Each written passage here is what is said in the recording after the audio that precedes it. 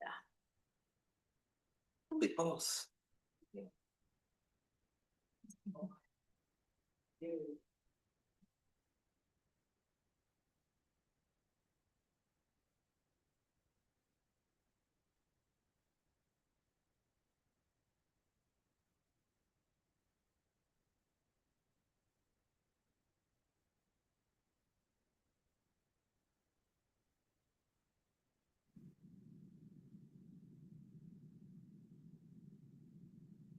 Three counties,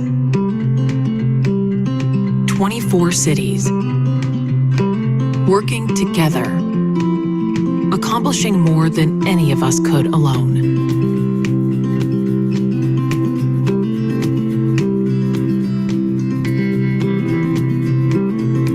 Whether your roots run generations deep, or you recently moved to Greater Portland, you are a part of Metro, the nation's only regional government elected by the people. Planning for the future, preserving what we love. Let's keep our region thriving for decades to come.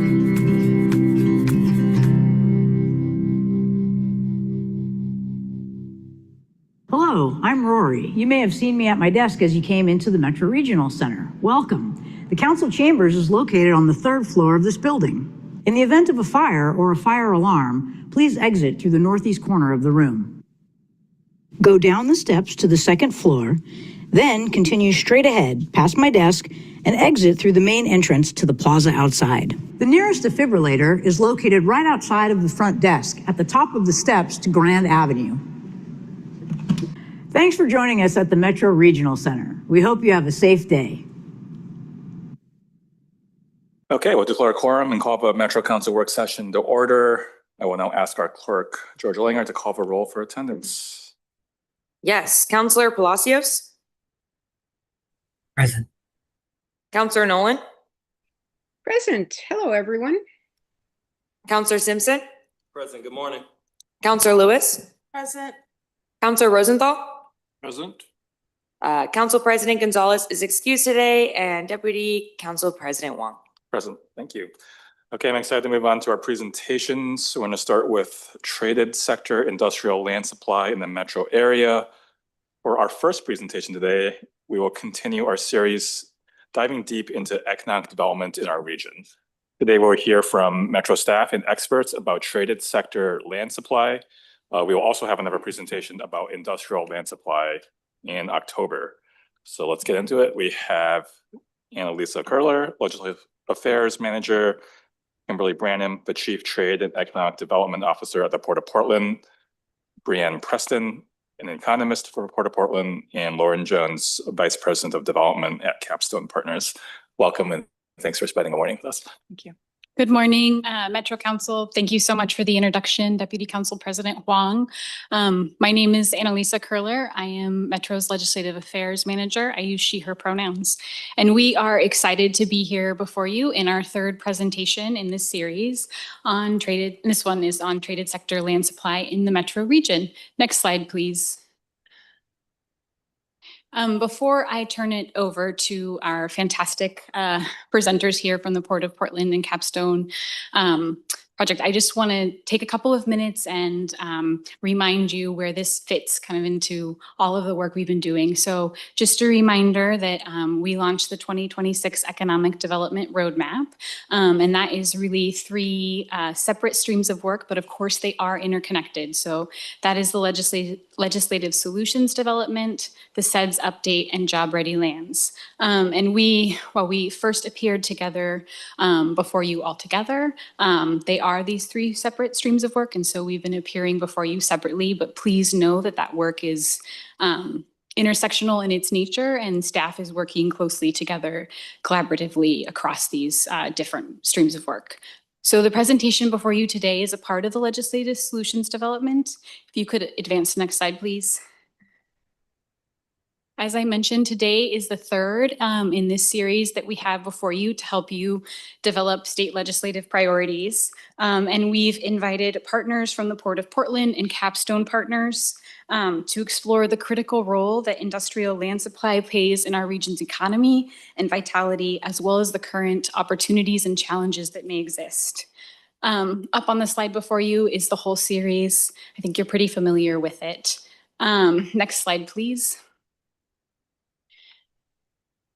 I did want to take a moment just to highlight and to kind of continue the thread through all of these presentations about some of the key takeaways that council had from prior presentations in this series. So the very first presentation you had was on disparity by numbers, and that's really about understanding the inequities in Oregon's economy. We had Eco Northwest with us there. And some of the key council discussion points include knowing that intervention is really critical. So we will not see some of these disparities change without intervention, and needing to really look holistically. So thinking beyond just jobs, we need to think about education, workforce development, childcare as all really critical in reducing disparities and business recruitment. Next slide. The second presentation that we had was from Business Oregon and GPI, and they came before us to talk about Oregon and the region's business recruitment and retention. Some of the key council discussion points around that is, knowing that Metro is charged with managing employment lands in our region, and we really want to ensure that the companies and jobs that the region wants to attract and retain have the land they need, but how are we going to ensure that the land we bring in will result in that? So that was a key discussion point. And then again, this kind of question or tension around in business recruitment around short-term wins versus long-term gains. So are there improvements that we can make to ensure that we're realizing some of those long-term gains and prosperity? How are we balancing the kind of short-term versus long-term issues? Next slide. So just as a reminder, the key discussion question that we're asking throughout all of these presentations is really, are there any key takeaways that council wants to see reflected in policy and funding solutions? This concludes my presentation, and with that, I'm going to turn it over to our friends at the Port of Portland and Capstone Projects.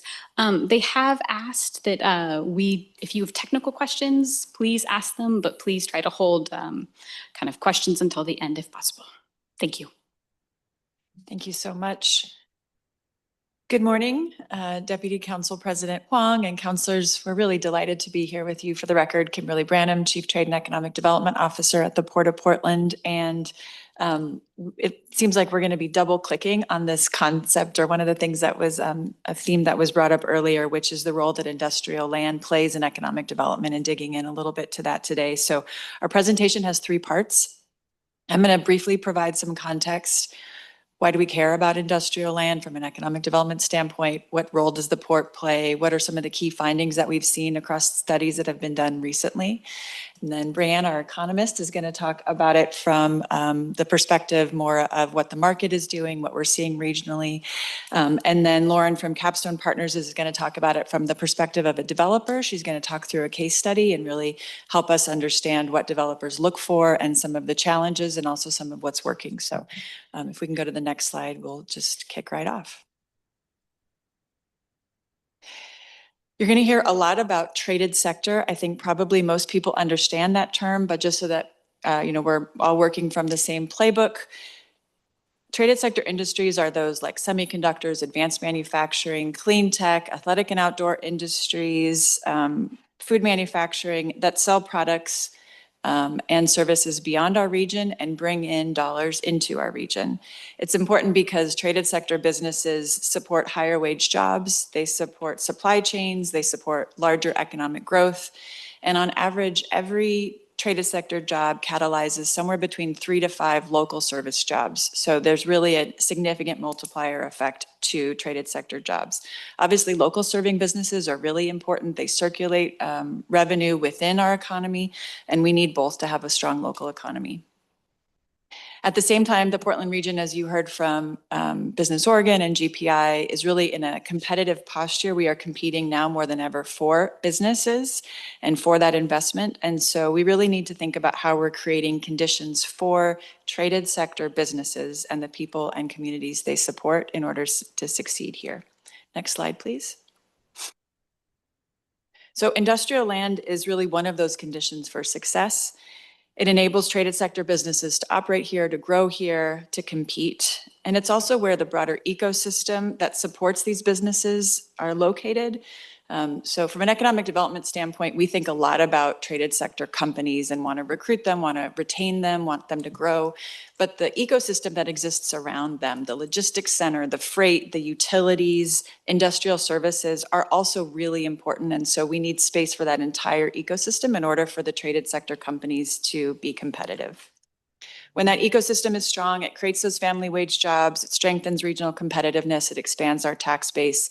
And so one of the ways to think about this is that industrial land isn't just a land use designation, it's actually economic infrastructure. Next slide, please. This image shows the Port of Portland's portfolio, our footprint from the confluence of the Willamette and Columbia Rivers. It's a nice bird's eye view, and if you can sort of imagine it, it's showing the holdings that we have from Troutdale in the east to Hillsborough in the west. The port owns and manages approximately 10,000 acres of industrial and commercial property. You'll see that these, the portions that are circled or outlined in white are those in which we have business parks or marine terminals, those in which we're really thinking about industrial development. These industrial assets are closely connected to major transportation infrastructure, so airports and marine terminals, interstate highways, Class 1 rail. And those connections are a big part of what makes these sites valuable, not just for the communities in which they're located, but for the entire region and actually for the state as a whole. Next slide, please. So the port is not developing or thinking about creating the conditions for development of industrial sites to generate revenue. It's not something that we're doing without strategy. In fact, we think about industrial development as an economic development tool. Our 6 business parks today are home to more than 400 businesses that employ on any given day about 18,000 people. These represent industries from advanced manufacturing and logistics to food processing and global trade. The way that we think about our role is that we are creating the conditions for these businesses to succeed in our market. So that means preserving strategically located industrial land. That means investing in infrastructure and remediation, site readiness, preparing those sites so that they can support future growth. Obviously, successful industrial development doesn't happen in isolation. It's definitely a team sport, and we depend on partnerships like the close partnership that we have with Metro, but also the cities in which we're operating, utilities, educational and workforce development organizations, Business Oregon, of course, the private sector, to make sure that we are aligning land use and infrastructure, workforce development, incentive tools and investment, and our business retention and expansion strategy to be successful. Ultimately, our goal is to create places where traded sector businesses can invest and grow and people can access family wage jobs. Next slide, please. Excuse me. Over the past several years, there's been a lot of reports that have come at the question of how industrial land intersects with economic development and growth from a number of different perspectives. So you have the most recent Oregon Prosperity Council recommendations and analysis, the Semiconductor Task Force, Eco Northwest did a manufacturing report, University of Oregon did a report for Business Oregon on retention and recruitment and how the state is situated. Greater Portland Comprehensive Economic Development Strategy looked at this question. But what's interesting is that they all reached remarkably similar conclusions, and those fall into 5 buckets. The first is that development-ready industrial land has become one of Oregon's most significant competitiveness challenges.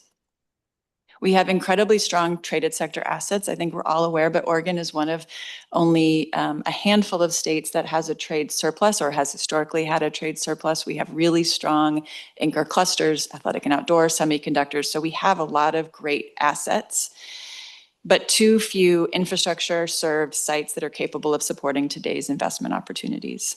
As a result, we've already lost opportunities to attract and in some cases to retain business investments because suitable sites weren't available. The second is that the profile of industrial demand has changed. It continues to evolve. This isn't a surprise. Business evolves, workplaces evolve, but the footprint today is different than it might have been 10, 20, 50 years ago. Today's businesses increasingly require larger, infrastructure-intensive sites with a lot of power capacity, multimodal transportation access, and they're looking for room to grow. The third is that industrial land supports an entire traded sector ecosystem. I touched on this a little bit. It's not just manufacturing, but it's logistics and freight, suppliers, utilities, industrial services, and space for that full ecosystem.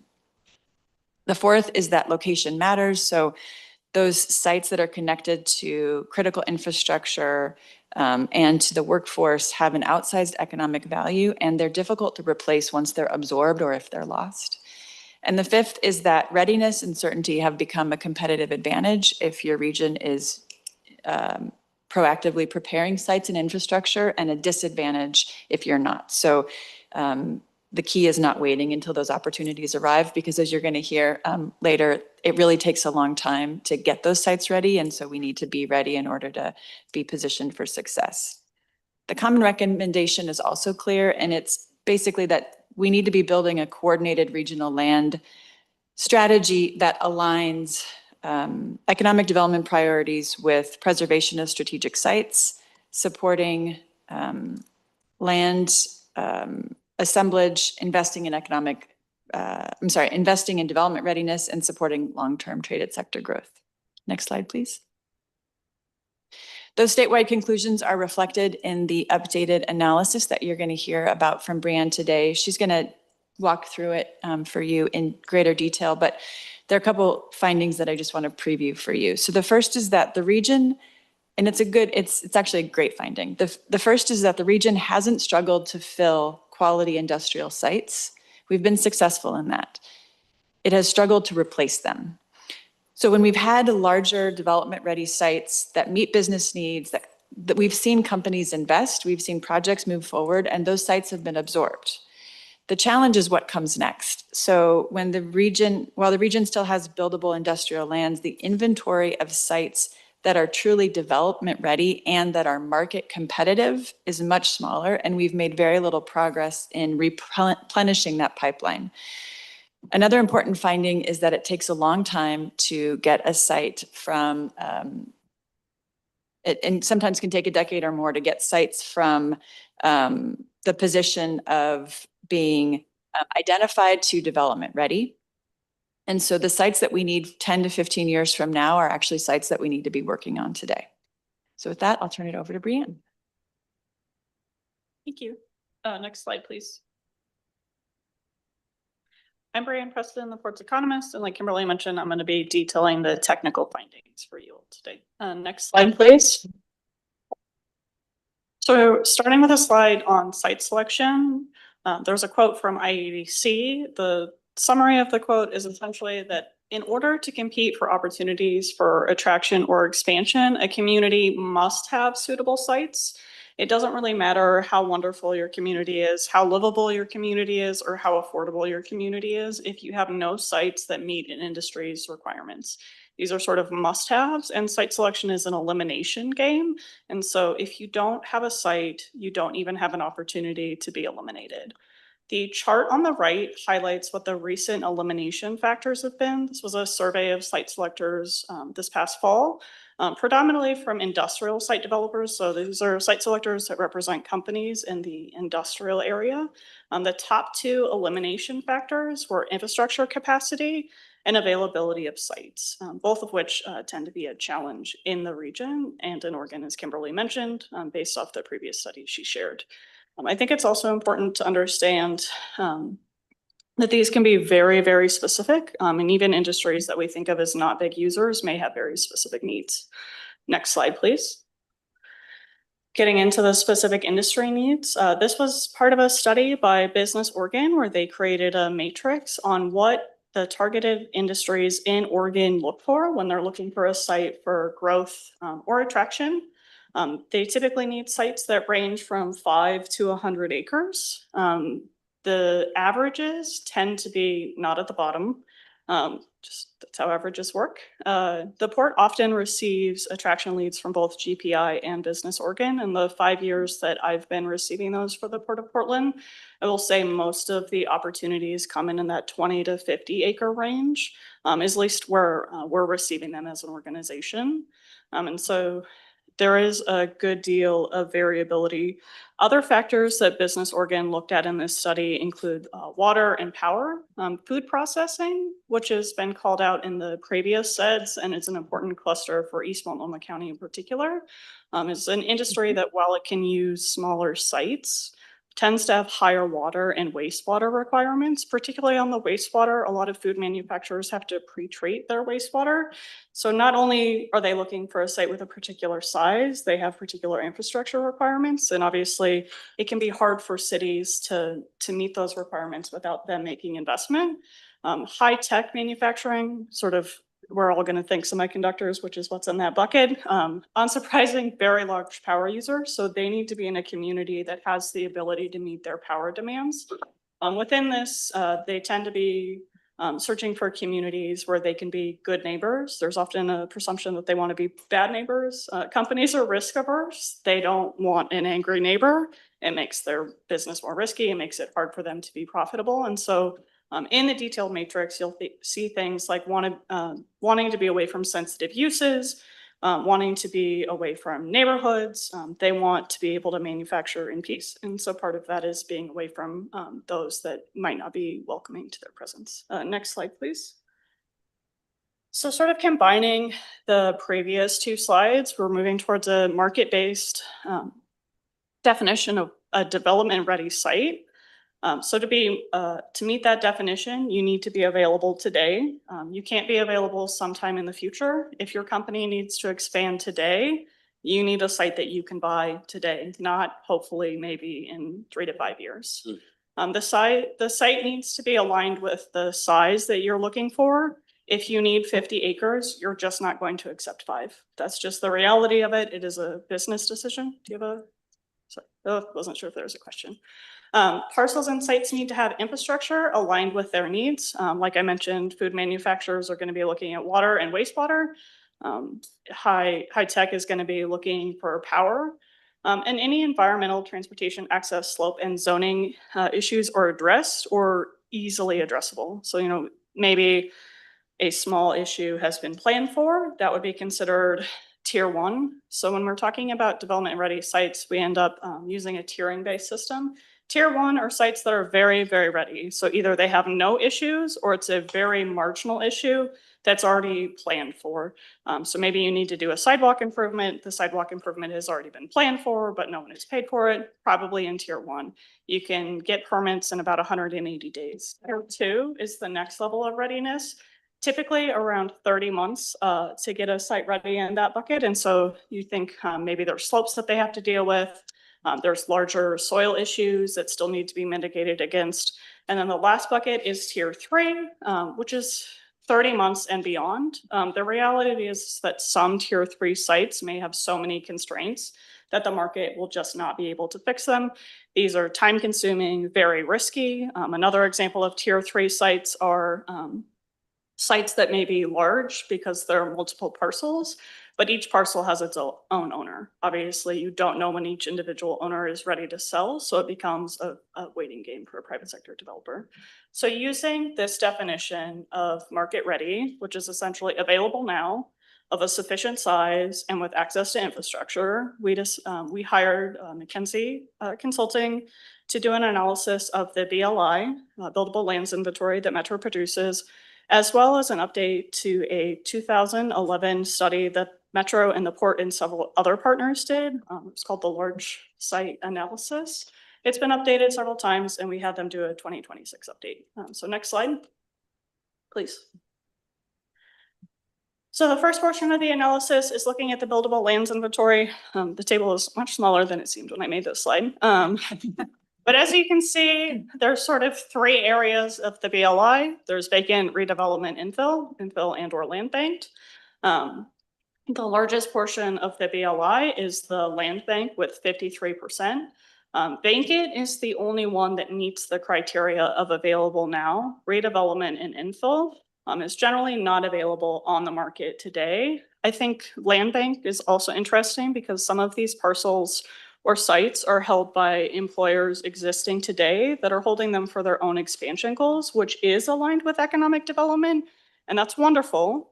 But if you're a new company that's recently started in Portland or anywhere in the region and you want to grow, you can't convince Intel to give them the land that they're holding for their own growth. That's just not going to happen. And so because of this, we decided to focus in on the vacant parcels. The next slide details that.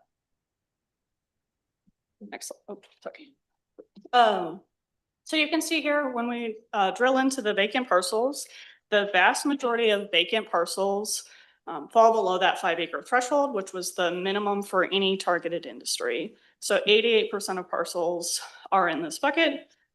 Within the parcels that are of the size that we're looking for, the vast majority are in that 5 to less than 10.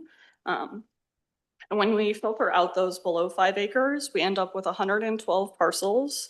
52% of them are in the 5 to 9.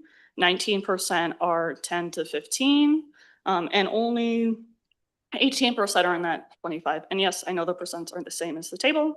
These are the percents when we filtered out that 88% that is not included in the yellow box.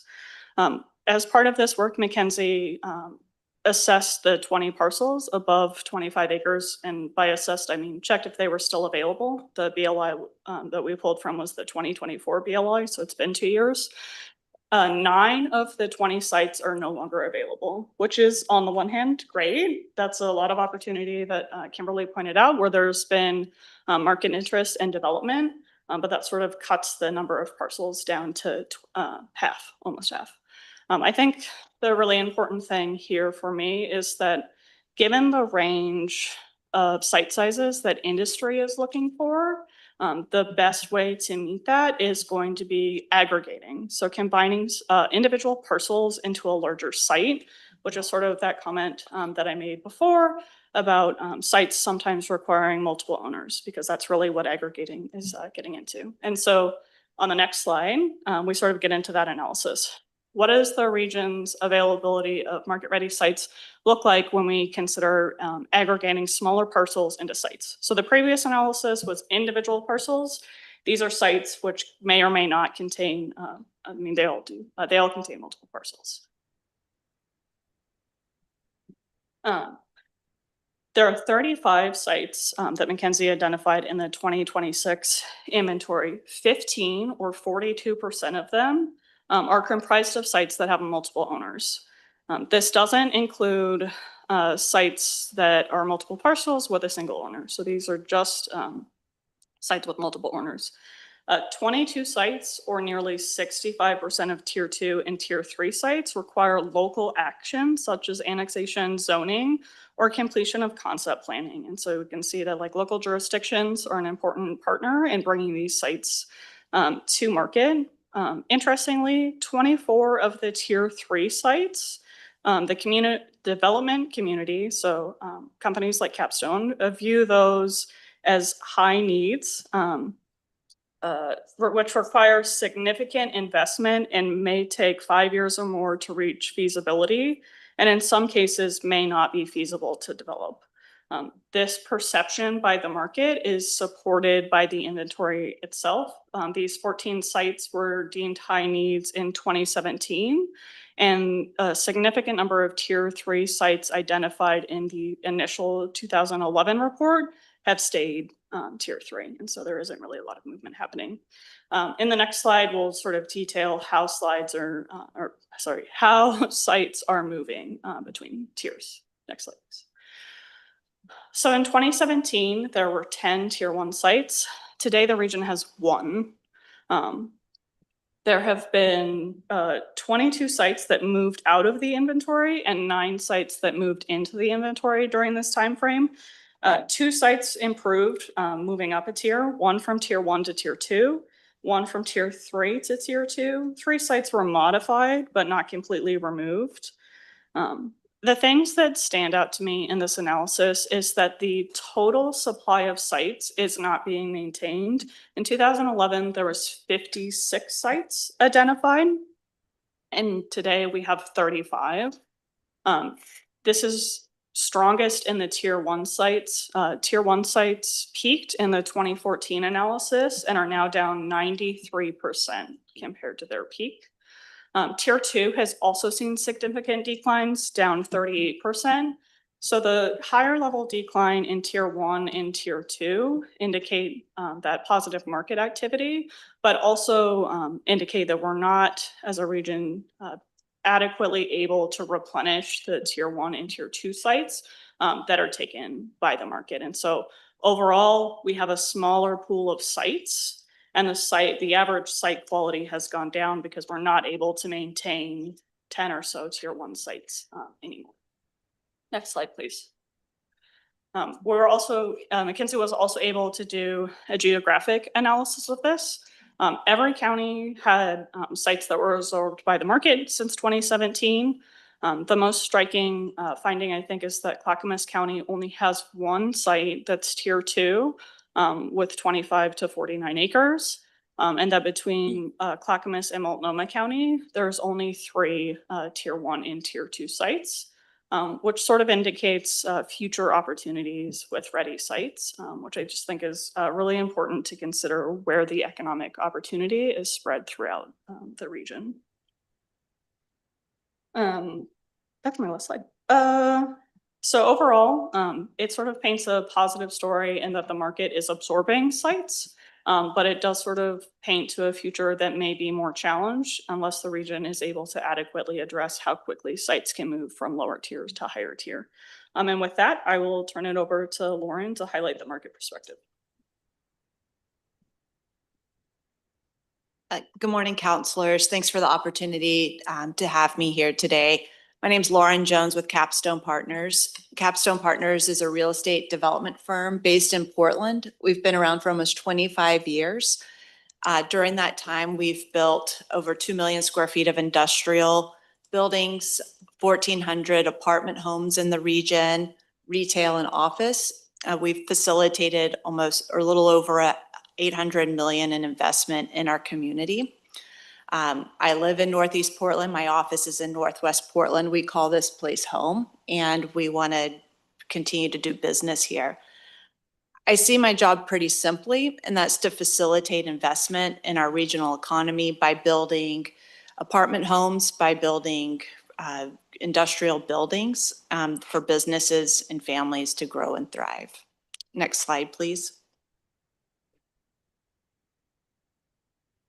A lot of what I'm going to cover on what we're looking for when evaluating industrial sites is similar to what Brianne described in her presentation. We're looking for the same things that the ultimate, what we call user, is going to be looking for. So that's the occupier that's going to be in the business, or I'm sorry, in the facility, in that business. So access to transportation networks, proximity to a qualified labor force, reliable utility infrastructure, be that power, storm, sewer, roads, and sites with sufficient scale to support modern industrial development. Next slide, please. And what is needed to continue attracting investment is adequately sized sites. Brianne did a nice job of covering the minimum need for sites to meet current demand. For the business that we are in, we typically prefer a minimum of 20 acres to be able to build something of scale. The smaller we get, the less efficient it is and less affordable it is to build. And we need landowners who are willing to sell their property. There's a lot of landowners who want too high of a price that we're willing to pay. And then also the adequate utilities that I discussed earlier. Next slide, please. The case study that I'm going to cover today is a site that we are working on with the Port of Portland. It's on Northeast 33rd and Marine Drive, just to the west of the airfield. We have it planned as a 950,000 square foot industrial facility that could accommodate anywhere between 1 to 4 businesses. We're planning to develop this as speculative, meaning we're going to build it without a tenant or a business going into the building. The estimated total investment is $135 million. And Brianne has helped calculate that the construction phase is going to generate a little over 350 construction jobs, about a little over half that in indirect jobs, over 5 million in state and local tax revenue. And then during the operational phase, we'll have more direct jobs and a little over 4 million in annual state and tax local revenue. Our company has also pledged, as part of our commitment with the Port of Portland and their shared prosperity initiatives, to have a series of community grant investments, and then also a 20% SB participation and utilization goal. Next slide, please. So with this site comes a lot of opportunities, but a lot went into this site. So just for background, this is a tier 2 site, and we've been working on this site for 10 years, since 2016, and we signed a ground lease with the Port of Portland just 2 months ago. So despite it being tier 2, it took us 10 years to get to the point that we're at now. Now that we have a ground lease with the port, this is where the fun begins. This site is going to require a brand new traffic signal that's at least $3 million that we'll pay for as part of our development. It's going to be on the levee, so it's going to need to get permitting approval from the Army Corps of Engineers, the Urban Flood Safety District, and the Portland Bureau of Transportation. The site has extensive permitting. Since the site was bought with funds from the Federal Aviation Administration, the port and our firm need to go through and get NEPA approval, so National Environmental Policy Act approval on the site. We need to do wetland mitigation, and then we need to construct a trail as part of the 40-mile loop. And then site prep. The groundwater on this site is very shallow. It's within a couple of feet. So our soil improvement process is very expensive and very lengthy. The point I'm trying to get across here is that even with site 2, there is a lot that needs to go into that adds a lot of risk, increases schedules for construction, and creates additional risk. That's it that I have, and that can conclude our presentation. Annalisa, unless anything you want to add? No. Yeah, counselors, I think we're available for questions if you have them. Okay, thanks for presentations, colleagues. Start with Councilor Lewis. Sure, thank you so much. I probably have 2 questions, but I'll start with one. First is just thanks. This is information that I think we've all been hungry to get. And in particular, remembering the last time I saw some of these lands with their color coding, it felt lighter, but then to hear the data about how significantly we haven't been maintaining this inventory. And I think we're always hearing about this parcel or that parcel, and they're generally the small parcels, but seeing them on the map, kind of, it's striking how few big parcels we have. But looking at the map of the tiered priorities, particularly for aggregating, I'm looking at Clackamas County hanging out there with just one little bubble. And my reaction is yikes. What is the best path forward, and what is the advice for somebody who represents that area? How can we get on the map in a better way? I'll start, and then maybe you guys can add in. And it was really striking for us as well when we saw that. And that was the thing that I think was, I don't know if it was the most surprising, but it really jumped out. And so I think that there's an opportunity for us to think about, as Brianne was mentioning, how are you aggregating sites and looking for opportunities? How are we working with local cities to identify those properties that maybe need to move into industrial uses that could be prepared? But I think one of the only other things that I'll add is that a lot of the studies that have been done over the few years point to the really significant costs associated with going from tier 3 to tier 1. I think some of them have anticipated that across the state, we need somewhere like $500 million to get the sites prepared. So the Prosperity Council, for example, recommended a $250 million investment in site readiness every biennium going forward. It's probably I don't know how achievable that is, but thinking about the order of magnitude of investments is meaningful. And I think that's probably the conversation that we need to all be having is what is it going to cost? And given finite resources, how do those get prioritized across the region? What would you say? I'd like to echo Kimberly's point on working with the local jurisdictions. You know, I found that Wilsonville, for example, they have a very clear understanding of the limitations of their code for developing or encouraging development of larger scale. And a lot of the codes are written with certain flexibility where there's businesses on industrial land, but they're outside storage. And there's no motivation for them to move because their business is functioning properly. They have what they need. But in order for us to find those, to put those into production for larger businesses and perhaps move them to areas that are better suited for outdoor storage, we have to do some things with the zoning code and helping businesses relocate, for example. So I know I'm speaking vaguely, but I think just talking to the local jurisdictions because they understand those nuances that are actually happening in their jurisdictions and have ideas. Mm-hmm. Yeah, I guess it's everybody's problem and it's nobody's problem is what you're pointing to. And, you know, you're always pointing where it could go or where it should go. And there's opportunity to say, look, it's almost like the housing needs analysis. Like our city needs to find X number of acres or X number of sites would be motivating in a way that we don't have. Yeah. I just want to like lift up in particular, there's a parcel in Oregon City that we actually neighbor at Metro South, and it's the old landfill. And one developer said it would take $20 million of mitigation before it'd be ready for multi-use. And 20 million is a lot, but also in the scheme of, you know, the amount of cost it takes to go from 3 to 1, it seems like a good investment. And, you know, that was met with zero appetite at the legislature. So I think we just have to better tell the story about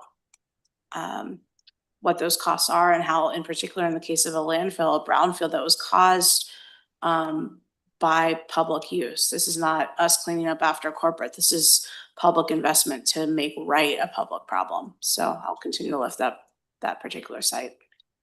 Councilor Lewis, one thing I would just flag here in thinking about legislative concepts, there has for a number of years been this floating concept of having regions identify top 5 to 7, 3 to 7 sites that get prioritized for state, federal funding and really rallying behind that. I mean, you all are the experts at this when it comes to transportation and really thinking about how you're doing that. But that is a concept that's floated around of really aligning between economic development priorities and across a region. What are those sites in a given cycle that deserve that funding and that everybody's pulling towards?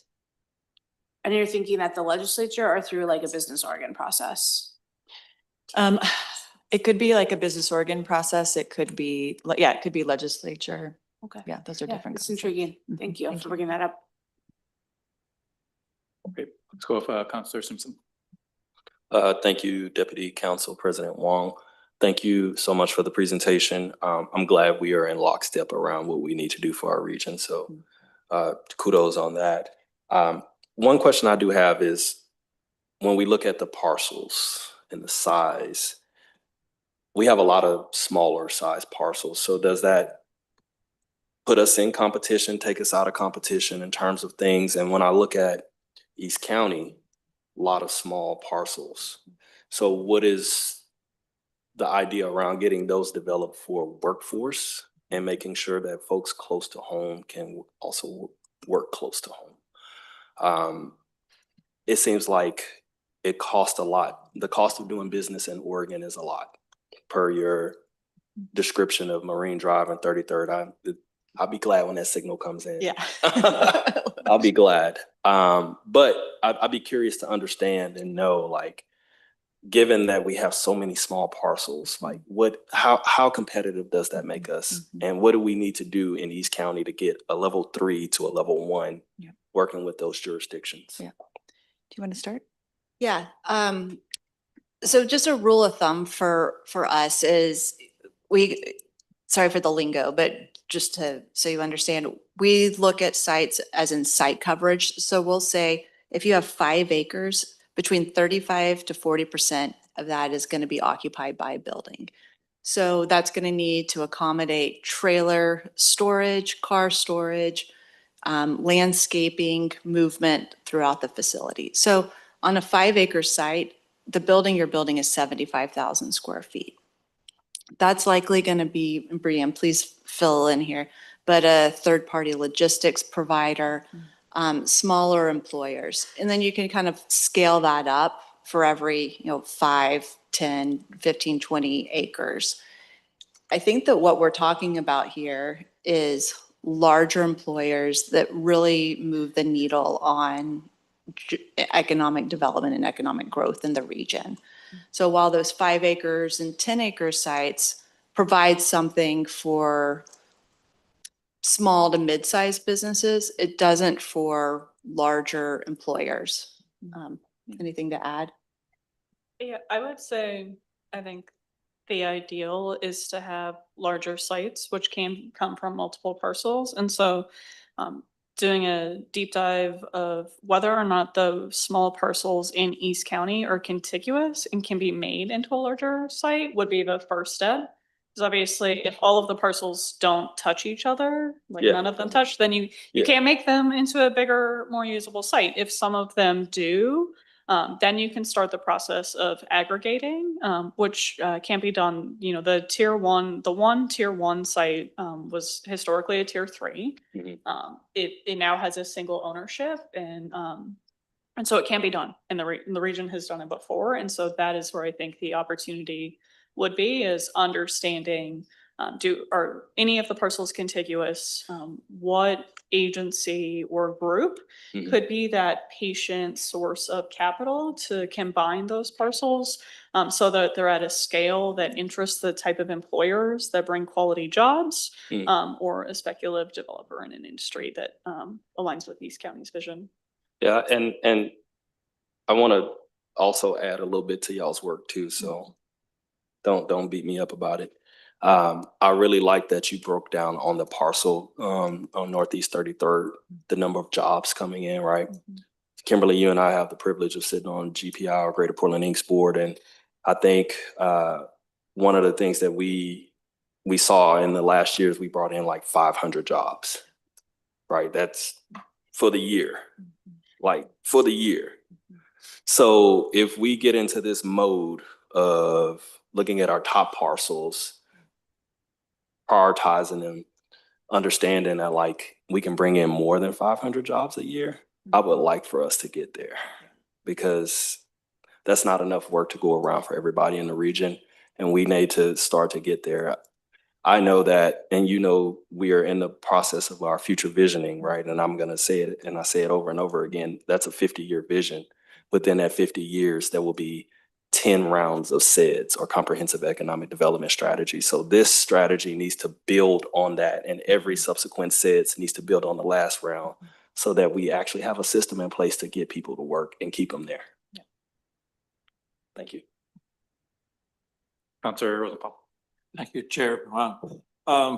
Two questions there. They're sort of related, I think. The first one is, I noticed there's when the figure that showed 25-acre sites, clusters tier 3. It would seem low-hanging fruit to develop particular mechanisms for getting those tier 3 sites to tier 2 or tier 1 sites. The largest concentration of those tier 3 sites is in my district, in the Tualatin, Sherwood, Wilsonville area. So, and that involves 4 different jurisdictions, involves the county and the 3 cities, all of which have different structures, different economic development potentials and things like this. So the first question is, what is the most appropriate mechanism for moving those sites forward in a consistent manner? Is it the state, or what kind of role can Metro play in doing this? And I've been suggesting that we need an economic development kind of focus, and there is another one being developed for that area to try and get some consolidation of principles so we can develop these sites and move them forward to cut the 10 or 15-year lead time down. So that's the first question. And the second question is sort of related, but Oregon and the Portland metro area is very strong in the, I guess you'd call non-traded sector, the small scale specialty manufacturing. What size sites do they need? I assume they need smaller sites generally than the 25 acres. And what can we do to enhance that aspect? Because they probably provide materials for the traded sector. To the second question first. Yeah, so your question on sort of smaller scale manufacturers. So any, just definitionally, they'll be lumped into any traded sector analysis just because of the data that we're using. We sort of include all manufacturers regardless of size into the traded sector. I would suspect that small scale manufacturers, depending on the industry, are probably going to be looking at existing buildings as opposed to sites. So to the extent that they're probably not shopping, but yes, they could be interested. It might be niche uses. So, you know, even a local manufacturer like Bob's Red Mill, I would be surprised if they're on just 5 acres where they're located. I would assume they're closer to 10, having driven past that site. The supply chain, certainly for some clusters like the Intel supply chain, larger sites, even if they're more local facing. And so I guess in summary, I think they can go into existing buildings more easily. And yes, they might be more interested in those smaller parcels, but the companies that they're feeding into and then a part of the supply chain need those bigger spaces. Counselor, in terms of the first question you asked, I think there are a number of different ways that that could be accomplished.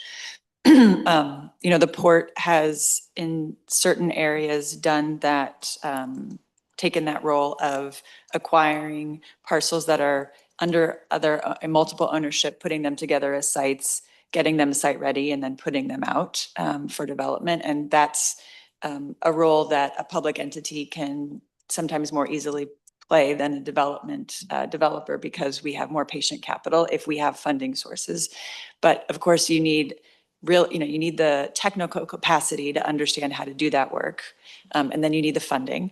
And so I think figuring out as a region, where do we have organizations that can actually deploy capital that is patient and has the capacity, the technical capacity to do that work. It's sophisticated work. You need to know how to engage with the private sector, is a question that's worth considering. You know, you have, like in the city of Portland, Prosper Portland is the urban development agency, has done that kind of work too, less frequently around industrial land, but sometimes. And so that's, you know, there are lots of different ways to do it, but I think you need somebody whose job it is to, Councilor Lewis's observation, you need somebody whose job it is to really move those sites forward and then to engage with the private sector, from my perspective. Just a quick follow-up. Does that imply that we might need something like a state infrastructure bank? Yeah, I mean, I think what Business Oregon has a number of important tools that are really helpful for this. The Prosperity Council recommended both looking at all of the tools, because there are a lot of them, to see how they're working to support industrial land development and site readiness, and then this additional $250 million fund to support the infrastructure that's necessary, that would be beyond what Business Oregon has today. So, you know, I think that's would be an effective toolkit. Councilor Nolan. Thank you, Mr. Chair.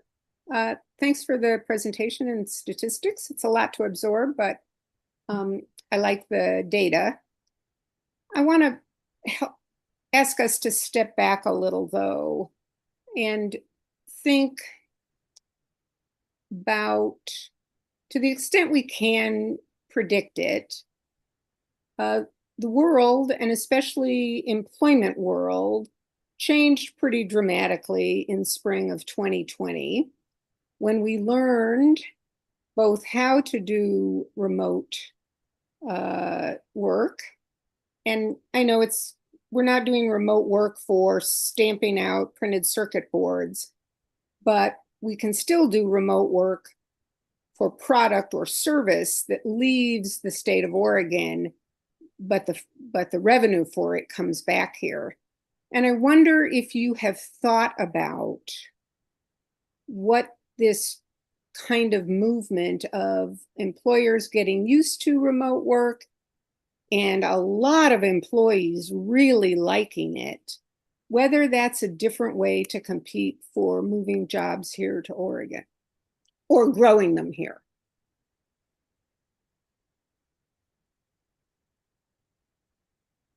Thank you for the question. It's one that I think I'll see what my fellow panelists think as well. It has been really interesting to see fluctuations in sort of the trends from moving to, significant portion going to remote to a little bit, the private sector's kind of finding this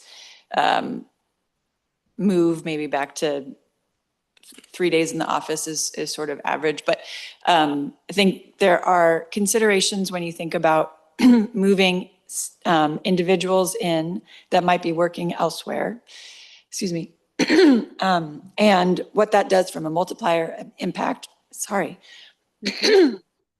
versus what having the headquarters does, or what having a major facility does. So certainly you get income tax off of that, which is really important, but you're not necessarily getting the same multiplier effect that you have when you have a headquarters or a major facility who has to have the supply chain, or for whom it's more impactful to have the supply chain located close by. You think about all of the baristas or the places where people are going during their lunch hour and supporting. You think about, I always think about this, but the athletic and outdoor industry isn't just Nike and Adidas. It's also major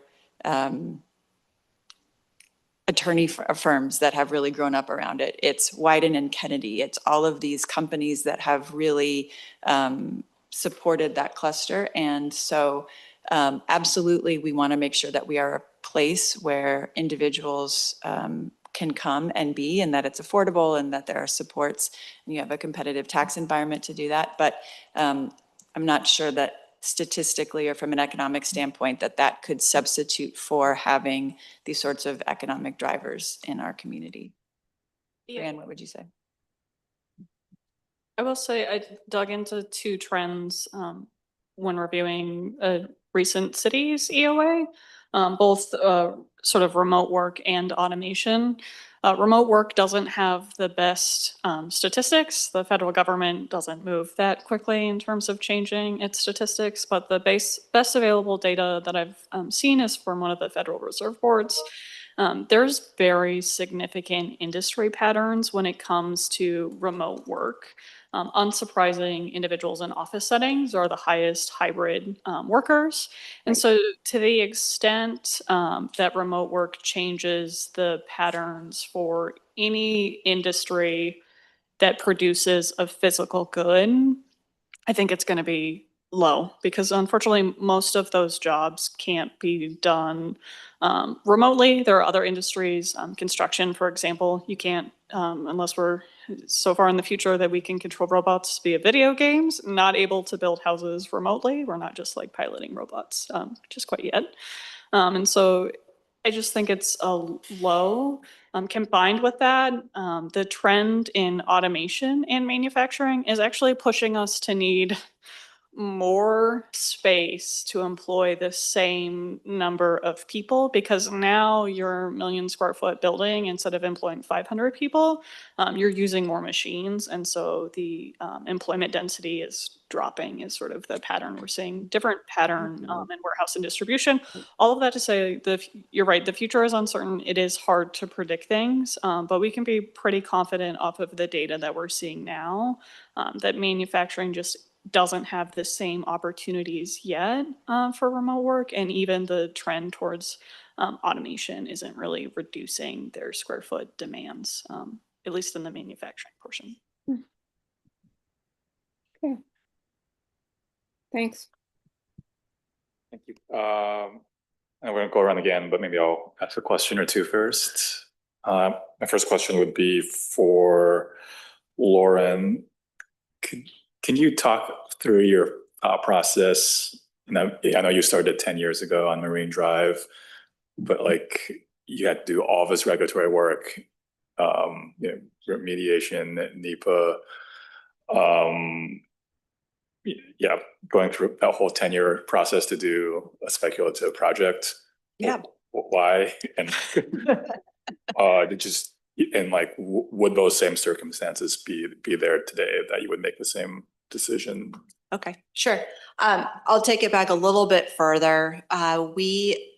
Before this site, we have ground leased and developed Portland International Center sites 1 through 4. So adjacent to Cascade Station, we built a little over 1,000,000 square feet of speculative development there. And we did that from about 2012 through probably 2018, 2019. So we had a long-standing relationship with the Port of Portland. Before that, we did some work out in Rivergate. So as we filled our pipeline, we were looking for more opportunities. And the port at the time, they had the Gresham Vista site available and 33rd Marine Drive, and they were actively marketing it. We really like the site of 33rd Marine Drive, given the proximity to the airport, 205 I-5, and the labor density in the labor pool. In 2016, we were close. We had almost a fully negotiated lease with an ultimate client who we were going to do a build-to-suit building for. They were already in our market. And because of environmental regulation reasons, we didn't move forward at that time. We would have had to get NEPA approval at the time. And the port had other priorities with getting T-Core off the ground, which they ultimately finished and completed. During that time, we continued our relationship with the port and collectively developed, at that time, the port was starting to think through shared prosperity and collectively developed a strategy where we felt like the private sector, meaning us, could support a shared prosperity initiative, and then the port was happy with that. So went through that process with them and kind of kept the conversation going and worked on through a fair amount of design. We stuck with it because we really like the site. We believe in the site and the location, despite all of the issues with it, with the soil, the new signal, and all the mitigation and regulatory framework that needs to go with it. Meanwhile, we've done other things other places, but wanted to keep this one going for us. So it still made financial sense despite all the headwinds? Yeah. And part of the negotiation, working with a group, maybe to Kimberly's earlier point, is that because the port owns the site, we're able to negotiate a ground lease payment that takes into account all the special site considerations. So we were able to say, look, we've got to build a signal, we've got to do the soil mitigation and so forth. And that is impacted in the ground lease payment that we're making to the port. Okay, great. Thanks for doing that. Yeah. We'll go back around.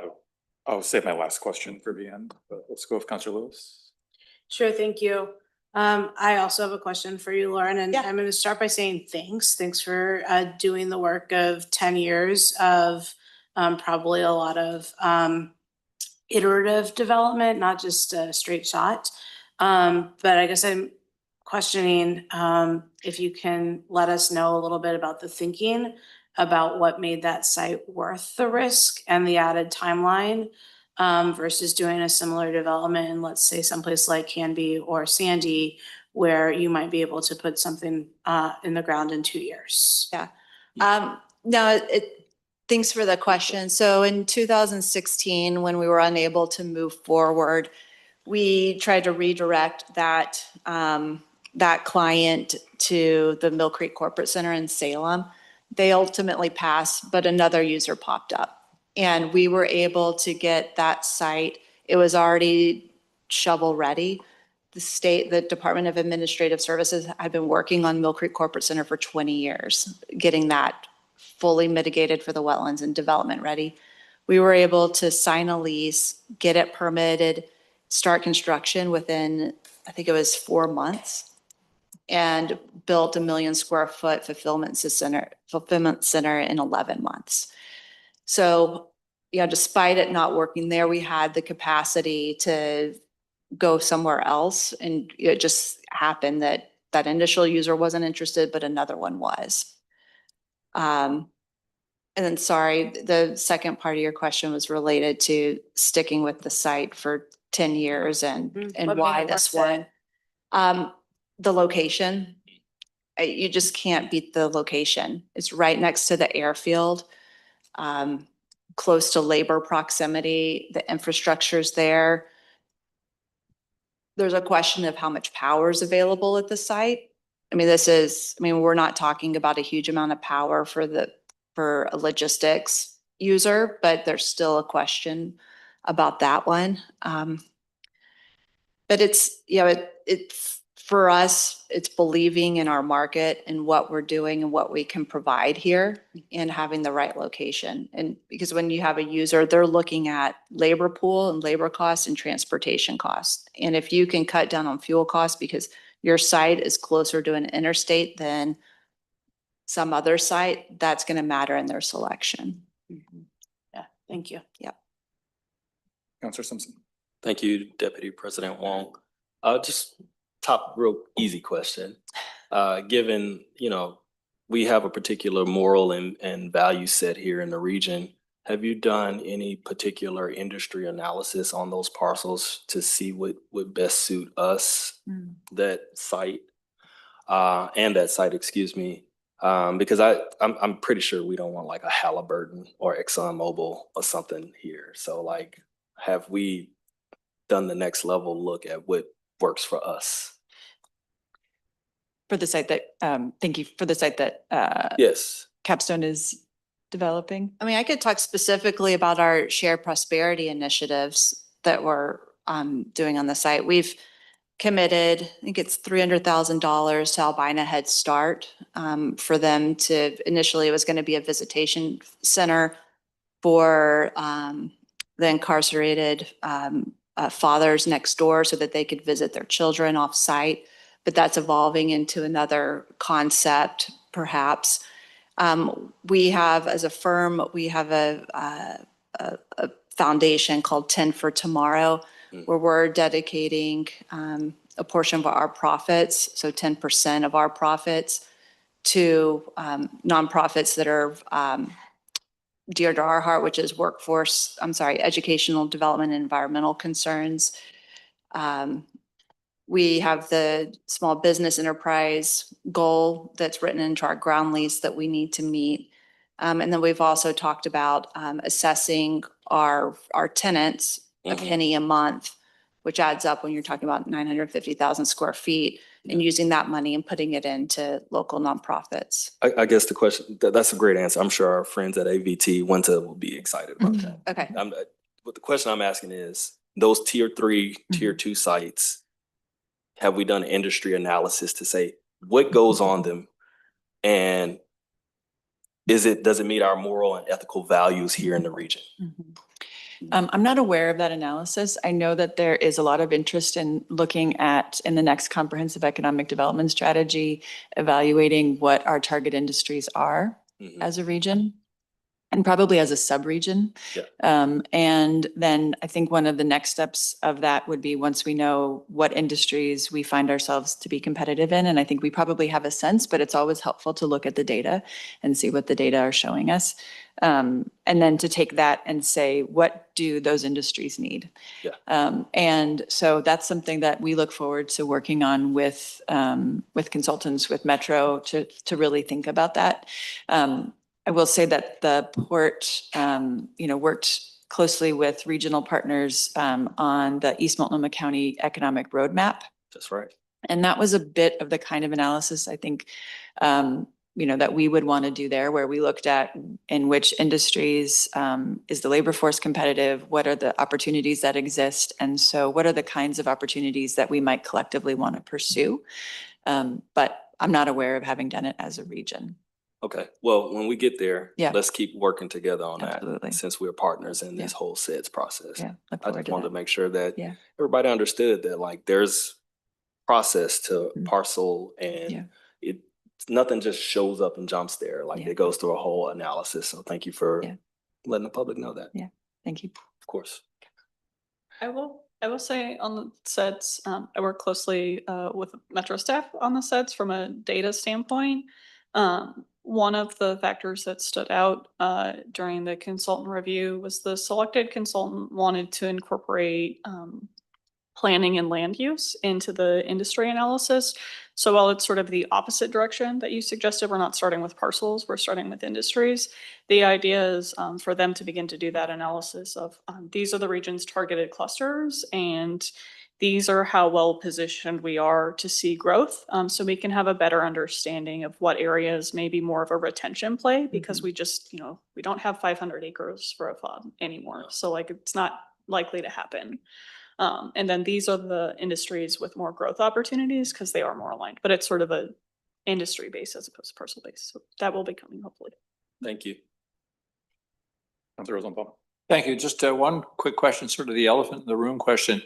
What industries other than fab plants are likely to require large scale parcels? I mean, other than aviation manufacturing, which we don't have. Well, actually, we have a little bit, but that's another matter. So, I mean, there's been a lot of debate over very large parcels. And so what industries are likely to have that? And do we have any opportunity? I mean, obviously we have Intel, but Yeah, Counselor, are you talking about sites like 500 acres, not 100 acre? yeah, like 500 acres.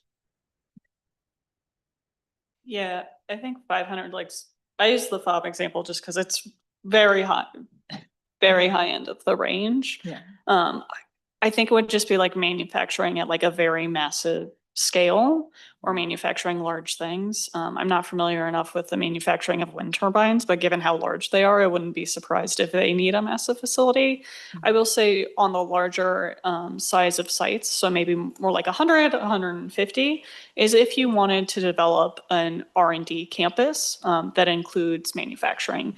So think of this as like the gold standard is always North Carolina's research triangle, where you have this mix of industry and research and workforce training, and you want them to be co-located.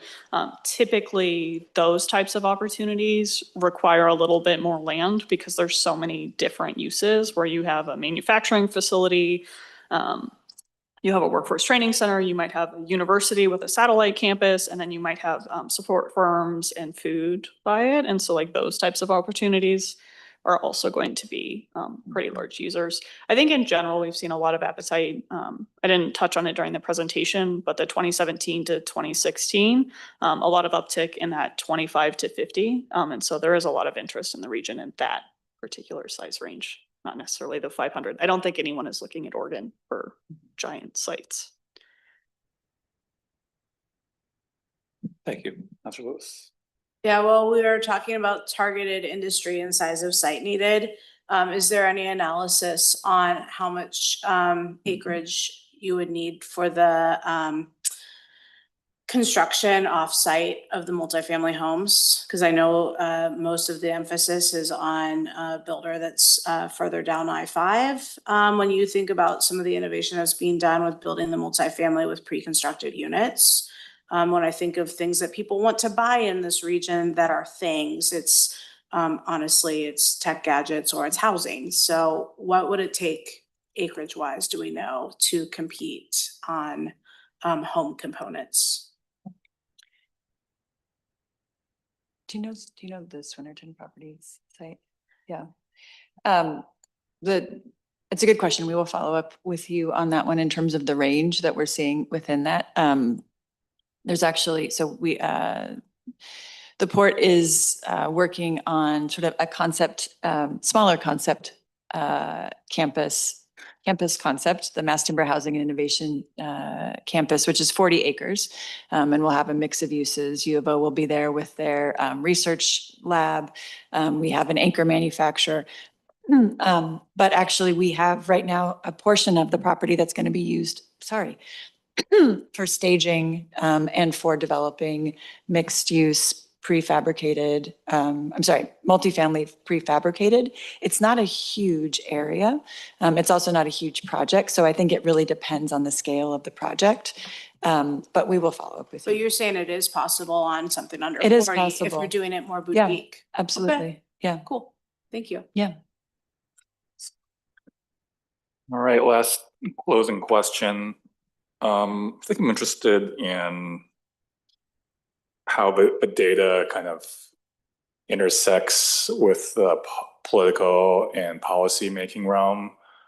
And a couple things, that I think about are, we'll hear from jurisdictions like, oh, we're losing opportunities every week. We have a great opportunity, but we all sign NDAs, we can't tell you. So we have no insight into what's real and what's not.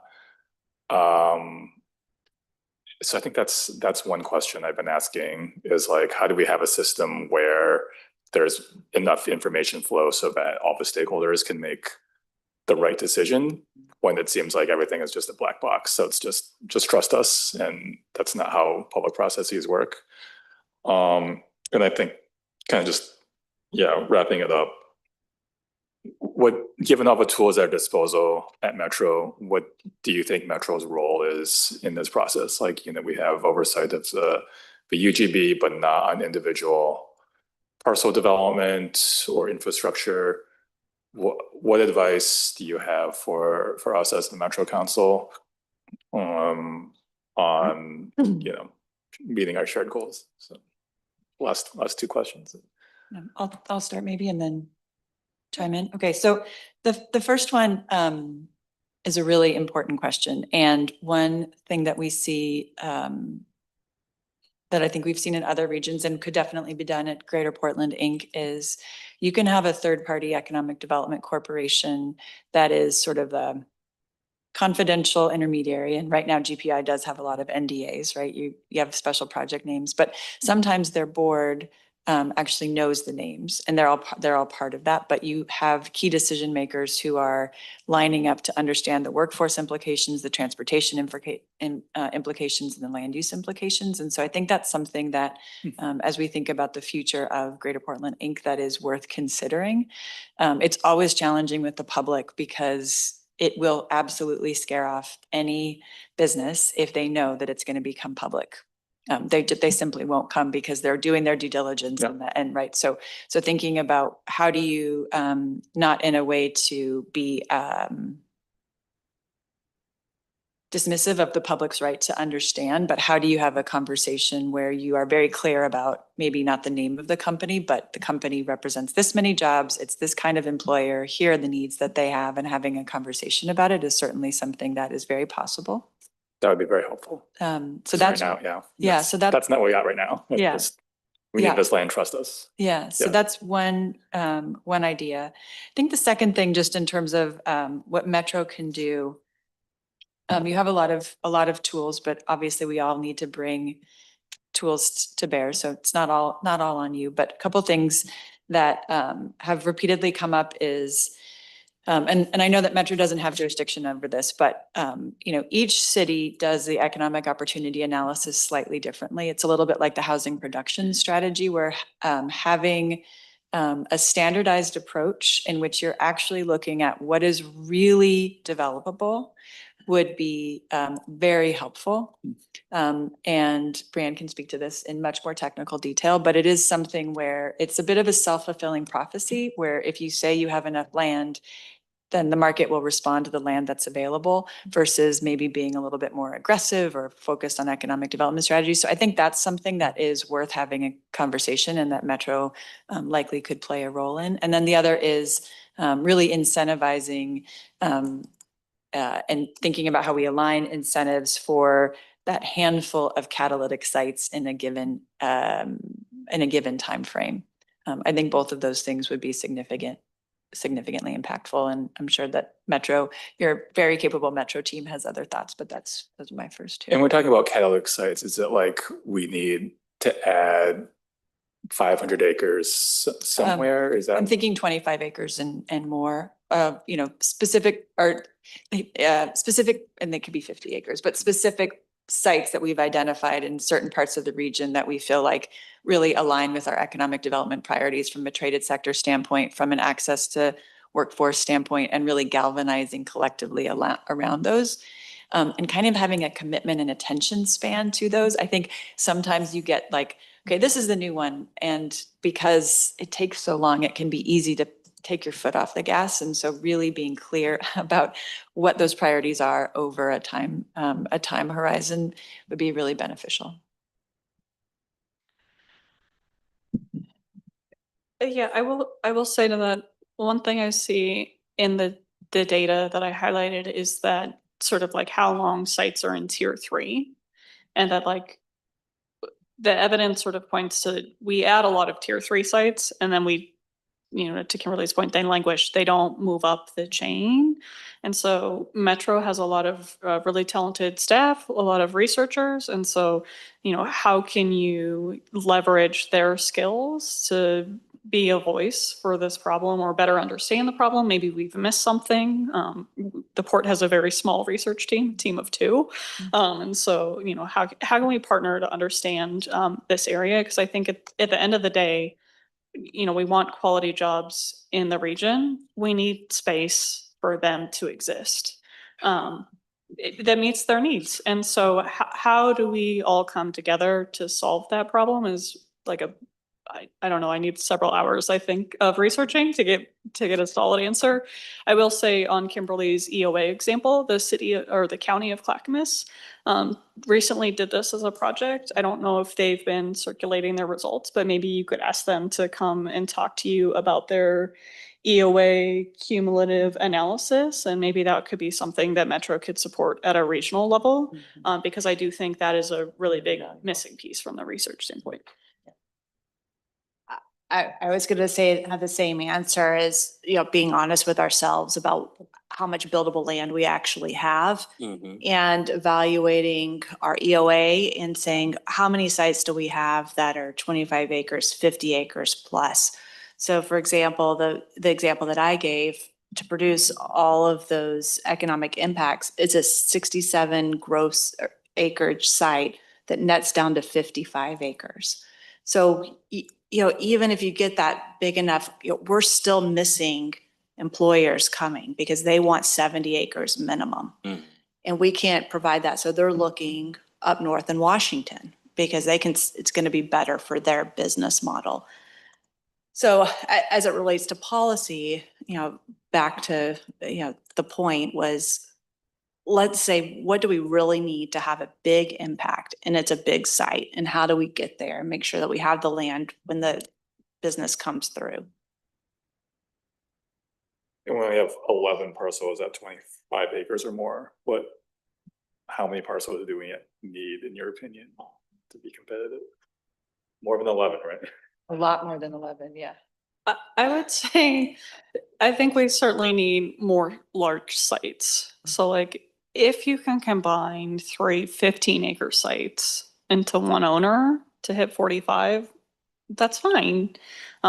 If you have a vehicle to make that happen and it's consistently happening, yes, in the ideal scenario, you'd have perfectly square parcels that were ready and 100 acres or 150 acres, but that's not the reality that is available to us. And so I think it's good to look at parcels, but the end goal is to have sites. And yes, it will probably be less work if you're combining 4 25-acre parcels than an equivalent number of 5-acre and smaller parcels, unless by some miracle, all of the small parcels are owned by one individual that's ready to sell all of them.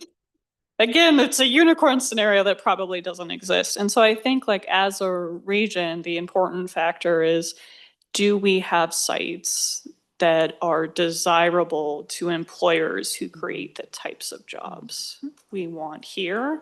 And yes, looking at parcels is part of that, but also considering how can we aggregate those parcels to larger sites? What is the role of the various agencies in making that happen? And who bears the risk and who is patient are very complicated questions that I feel like pop up every session because there is no simple answer. Counselor, the thing that I might add here is I think that these questions are really important as we do this next lens of study and thinking about what does availability do for our economic projections? Because it's a bit of a chicken and the egg. If you have the sites, you'll probably have more economic growth. And so we need to do some of that analysis, I think, as part of this SEDS or as part of a follow-on. Because I'd love to be able to tell you that, we need 25 sites. We think that's the ideal number. But I think that there's probably some analysis that needs to be done. And the question of how many do we need, where do we need them, and how do we have geographic distribution that aligns with the workforce feels like good areas of inquiry for us to follow up on. Okay, great answer. Well, I hope we're doing some more research in collaboration with you all. Yeah, thank you. Okay, well, thanks so much for coming in. We learned a lot. You're welcome. Thank you. Thank you. Come back and Thank see you. us. Okay, our next presentation is on the Community Connector Transit Study Outcomes and Acceptance Resolution Preview. Connected transportation networks are a big part of the work we do here at Metro. For this next presentation, we have staff here to present the results of almost 2 years of work designed to help make sure trains, buses, and shuttles can help connect our residents to the places they need to go. Council will consider accepting these results in October, which will be incorporated into the Regional Transportation Plan, Climate Smart Strategy, and Regional Transit Strategy. Staff from several teams participated in this process, but today we have Ted Liebold, Transportation Policy Director, here to kick things off, and Ali Holmquist, Senior Transportation Planner, will walk us through a presentation. Welcome. Great. Thank you, Councilor Wong and members of the Metro Council. As mentioned, the report before you today actually marks the final milestone for the Community Connector Transit Study. And getting to this point involved the collaboration of local transit and jurisdictional agencies, as well as the community and business members in the region. Today, you're going to hear Ali talk about the recommendations that came out of the study for how partners in the region can work together to advance implementation. So it's really focused on that implementation phase. We're excited to share that one action that staff has recommended is actually already kicked off, and that's the Regional Transit Forum, which is where transit providers throughout the region can come and share resources and coordinate it on a one system transit delivery approach. And then today, your feedback on the actions the region can take will be key for us to finalize the report that you will be asked to take action on in October. And that action, as mentioned, will be to accept the study findings and outcomes and integrate that into the Regional Transportation Plan update, which is currently underway. And with that, I'm going to turn it over to Ali and go through the study findings and the outcomes in more detail. So thanks, Ali, go ahead. Great, thank you, Ted. So I am excited to share these outcomes with you today. particularly the actions that Metro and all of our partners can work together to take to support implementation of connector service. And I'll just reiterate that your feedback today will help us refine those recommendations. Next slide, please. I want to give you a quick reminder that this study was conceived in response to what we heard from our partners and community members about people that lack access to transit service today. We know from successes in our region and also national best practices that connectors provide an opportunity to meet needs because they are smaller and more flexible than a bus. So that includes linking to transit stops to meet more reach more, neighborhoods and jobs. Example being the Clackamas County Connects Industrial Area Shuttle, acting as a circulator to local destinations or between cities like the Grove or King City Link, and serving hard to reach parks like we've seen with the new Forest Park shuttles. And so through a collaborative, iterative process, we've worked closely with agency partners and community to identify even more opportunities. Next slide, please. So that process has included engaging with Metro's committees, again, partners, including a study working group and business and community around 4 key milestones to incorporate feedback into the elements brought together into the study report that is before you for review today. So as Ted mentioned, that's really reaching the last stop here on our route. Last year, we worked together to define the role for community connectors in our regional network, engaging broadly with community about how connector transit could fill gaps through a widely shared survey, although that was targeted to Native communities, communities of color, youth, and affordable housing residents. And then this year, we worked together on defining and refining the opportunity areas, and exploring possible service solutions and assessing their readiness for investment. Next slide, please. And in that case, this created more focused work on our second phase of engagement so that we could be more targeted in looking at those opportunities. We leveraged contracts with both community-based organizations and also tribal organizations to hold community workshops. And we worked with chamber partners on outreach that really focused on refinements to those opportunity areas. Next slide, please. And we took that feedback and worked with our partner working group to apply it and further refine based on what we heard. So that included adjusting many of the boundaries you see on this map to incorporate more key destinations, nearby libraries, additional parks, and shopping areas. And then additionally, for the areas that are shown in purple on this map, we originally had some questions about whether a connector was the right solution given some of the other transit present in the area. But these came through as strong community priorities, and so we did retain them on the map as near-term opportunities for additional study to really dive in a bit deeper to get into what would be the best solution. Next slide, please. We also looked at the ways we can make locations where connectors and other forms of transit meet to ensure that these connection points have the space and features to make transfers convenient and comfortable. These mobility hubs vary in scale and function throughout Greater Portland. Regional hubs can elevate existing max transit centers, town hubs can strengthen local connectivity, and then local hubs can bring the bus and shuttles together through placemaking, altogether contributing to an integrated transportation system supporting our regional goals. Next slide, please.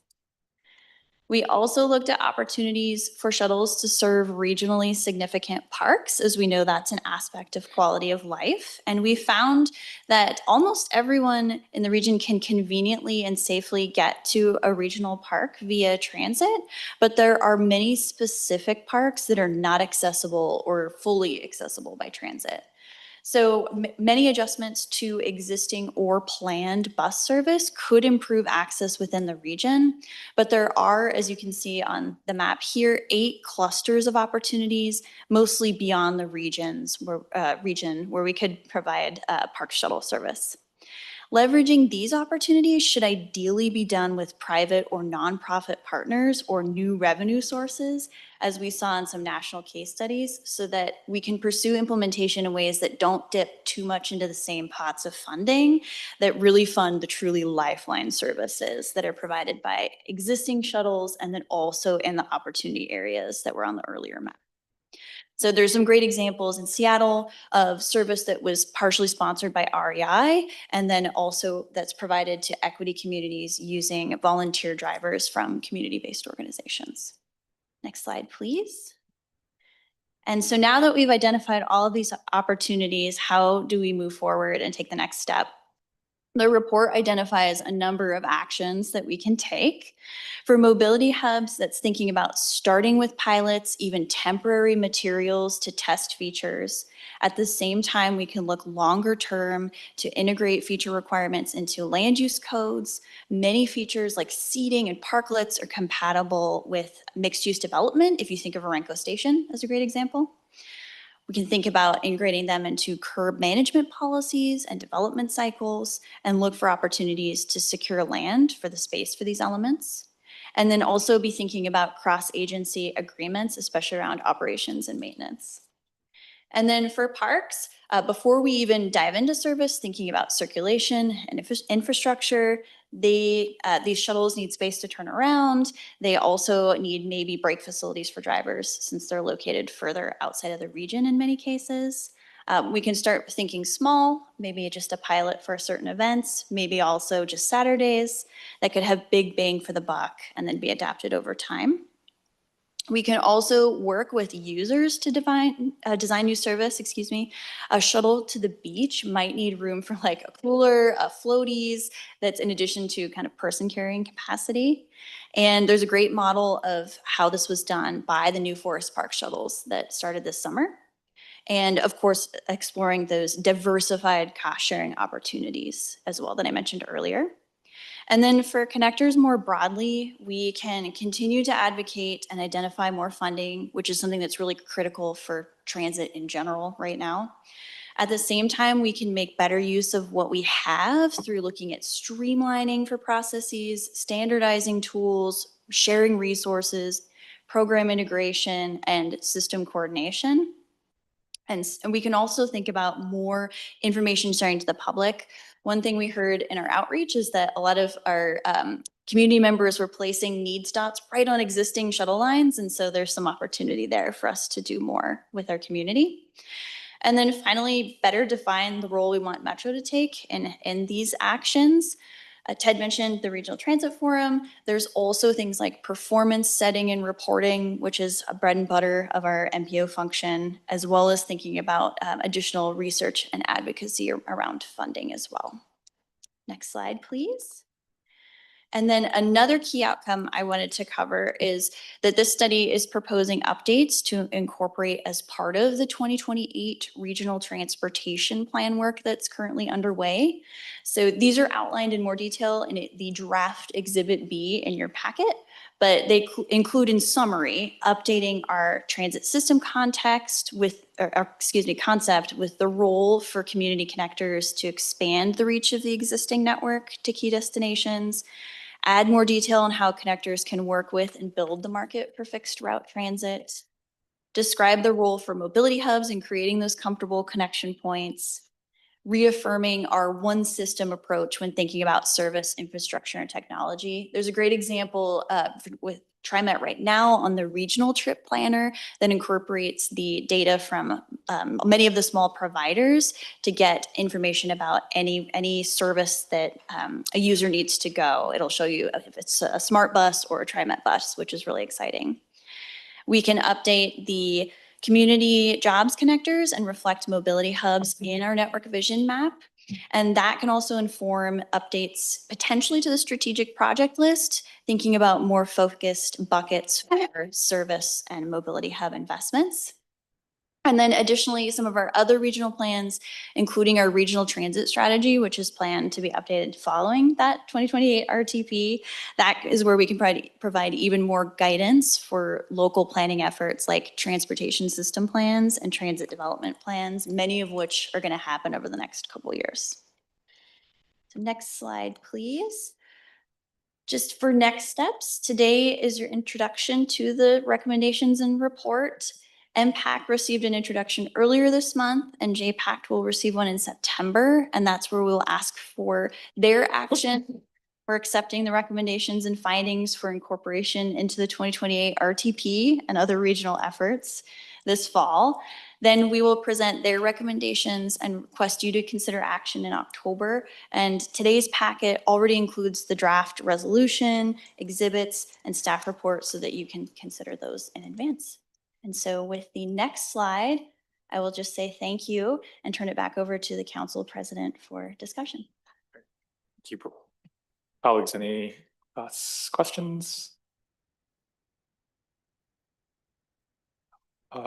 Councillor Lewis.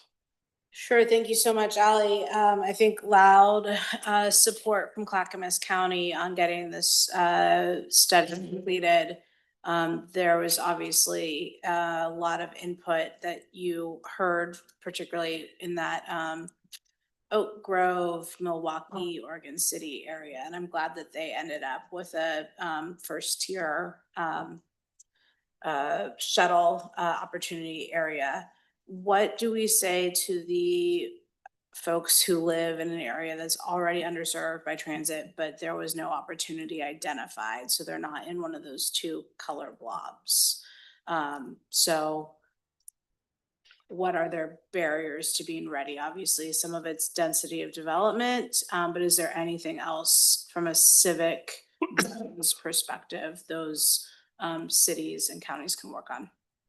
Yes, thank you. That's a great question. And I think one of the things that we found in looking at some of these areas where there's still not transit service provided is that there are other tools that we have that are actually more cost efficient for being able to provide service of different types in those areas. So it gets even a little bit, I don't know if it's smaller, but it goes down in the spectrum a little bit more. So that might be if it's industrial areas maybe or employment, we have our van pool work. And so that's another way that we can be providing a transit type service to folks. It could actually be transportation wallets. In some cases, it might be more productive to provide some vouchers that could include micromobility. It could include Uber or Lyft at that point, or dial-a-ride service. So those are all ways that we can still be working to provide service in these other areas. We just, based on our performance, when you got up to a certain number of riders, it's still small, but riders per hour, that's when you really got to the cost efficiency of the shuttle versus some of those other tools. Yeah. Tell me about dial-a-ride service, because my understanding is you have to basically, in order to qualify for dial-a-ride, be in a like an impact zone away from a line.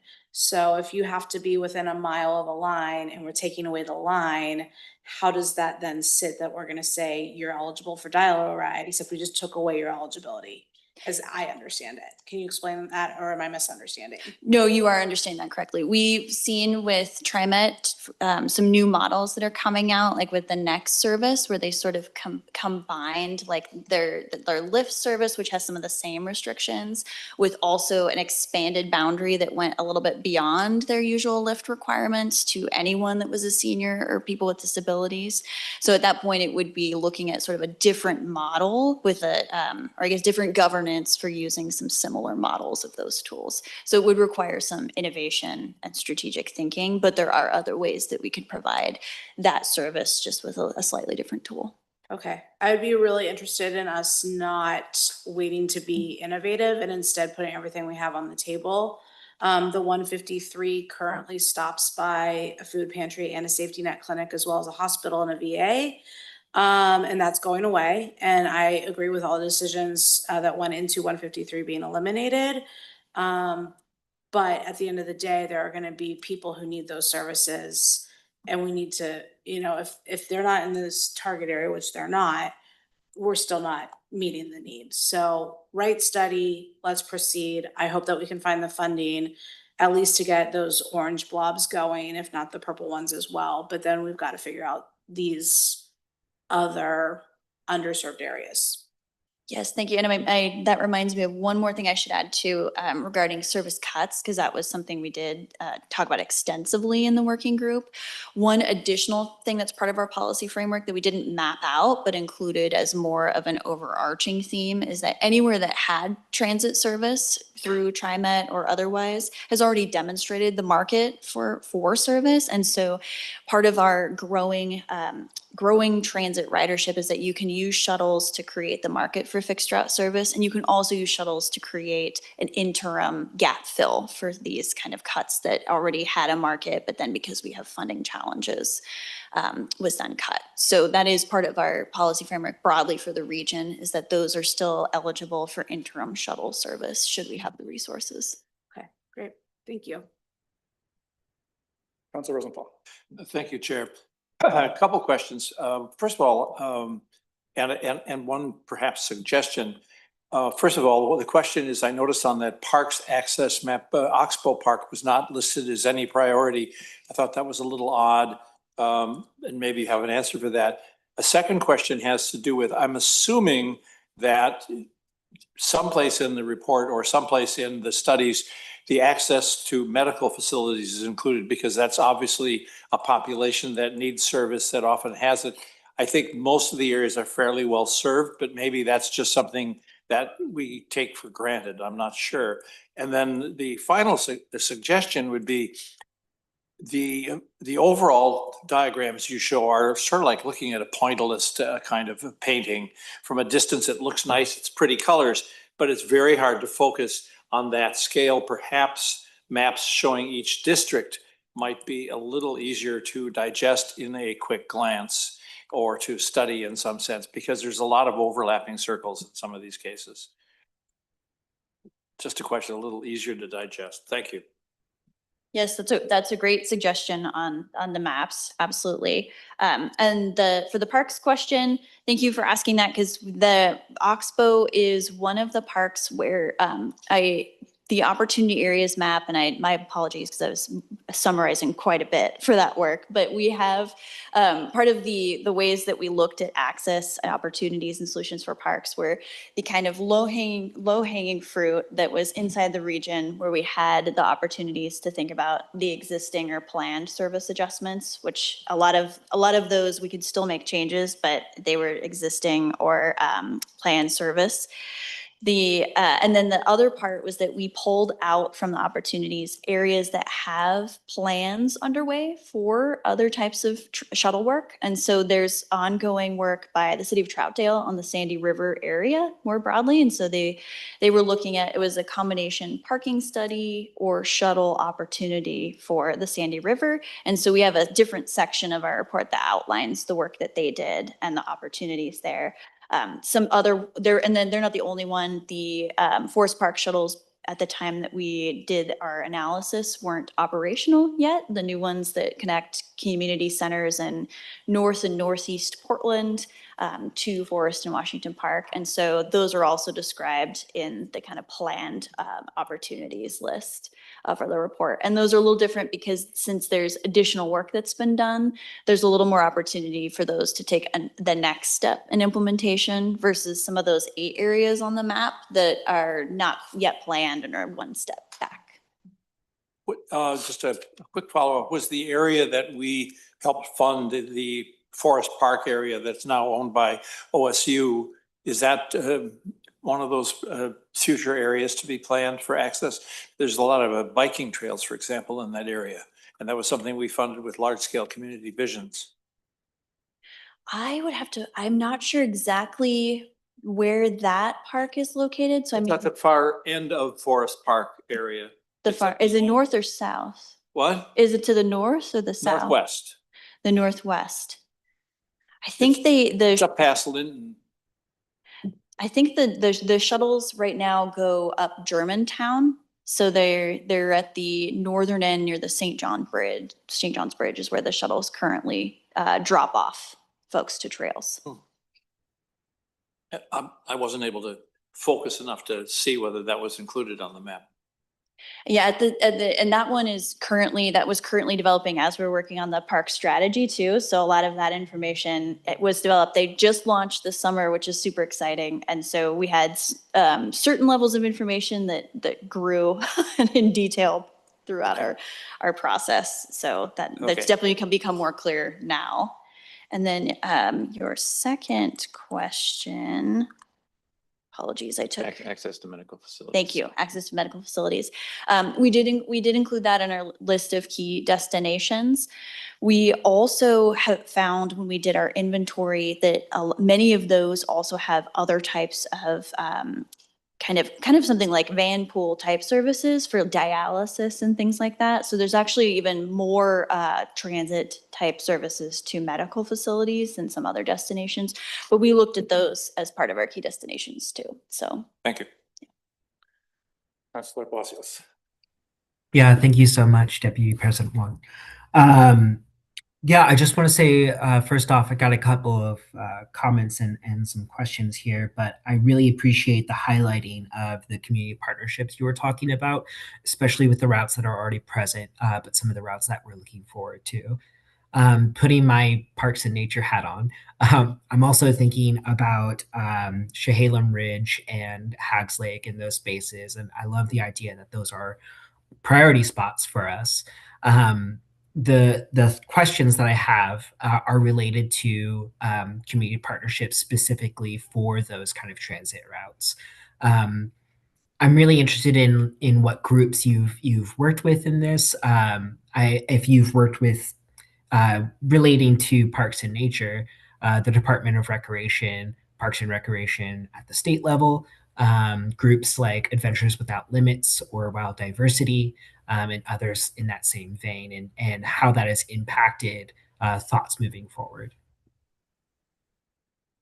Thank you so much. Those are great questions. So for the community partnerships, maybe I'll start with parks first. So we did work with parks and recreation groups. We didn't hit all of the ones on your list. So we didn't work with the state or Adventures Without Limits. We did work with Metro's Parks and Nature staff really closely. And we were also working with the city of Portland and also Explore Washington Park around their shuttles, especially around some of the examples of the work that they had done as well. And then also in some of the planned work that I mentioned, like the city of Troutdale is doing around recreation. There's also some really cool examples that we looked at in places like Bend too. So there's definitely still more that we could do in partnerships in the future, but we did at least bring in a number of groups to help us with the strategy and that work. And then for the community partnerships, we engaged community partners in a couple different ways. So for our community-based organization contracts, we worked specifically with Adelante Mujeres. We worked with Upstream Access, which is an organization serving people with disabilities. We worked with the Future Generations Collaborative, had contracts with all of them. And then also the Confederated Tribes of the Siletz Indians Portland area office, as well as staff from the David Douglas Powwow, because we attended that a couple years in a row. And then we also did work with chamber partners. And then through our survey, we also contacted a number of different community organizations. We have a list in our planning department that's much more broad for those in the region. And so for that, because we had a much more opportunity to be broad because we had the link, we were able to share that and then request that they share with their networks if they were able. So that was a couple different, we kind of have a layered approach for engaging those partners. I will say that also, I think I forgot to mention this in my presentation, but for the groups that we engaged with more closely, we actually sent the report to them for review before it came to council so that we could incorporate any additional feedback that those groups had. Lovely, thank you. Councilor Simpson. Thank you so much, Deputy Council President. Really quickly, thank you so much for that work. I know there's multiple little shuttles happening right now out in my neck of the region with people going to float on the Sandy.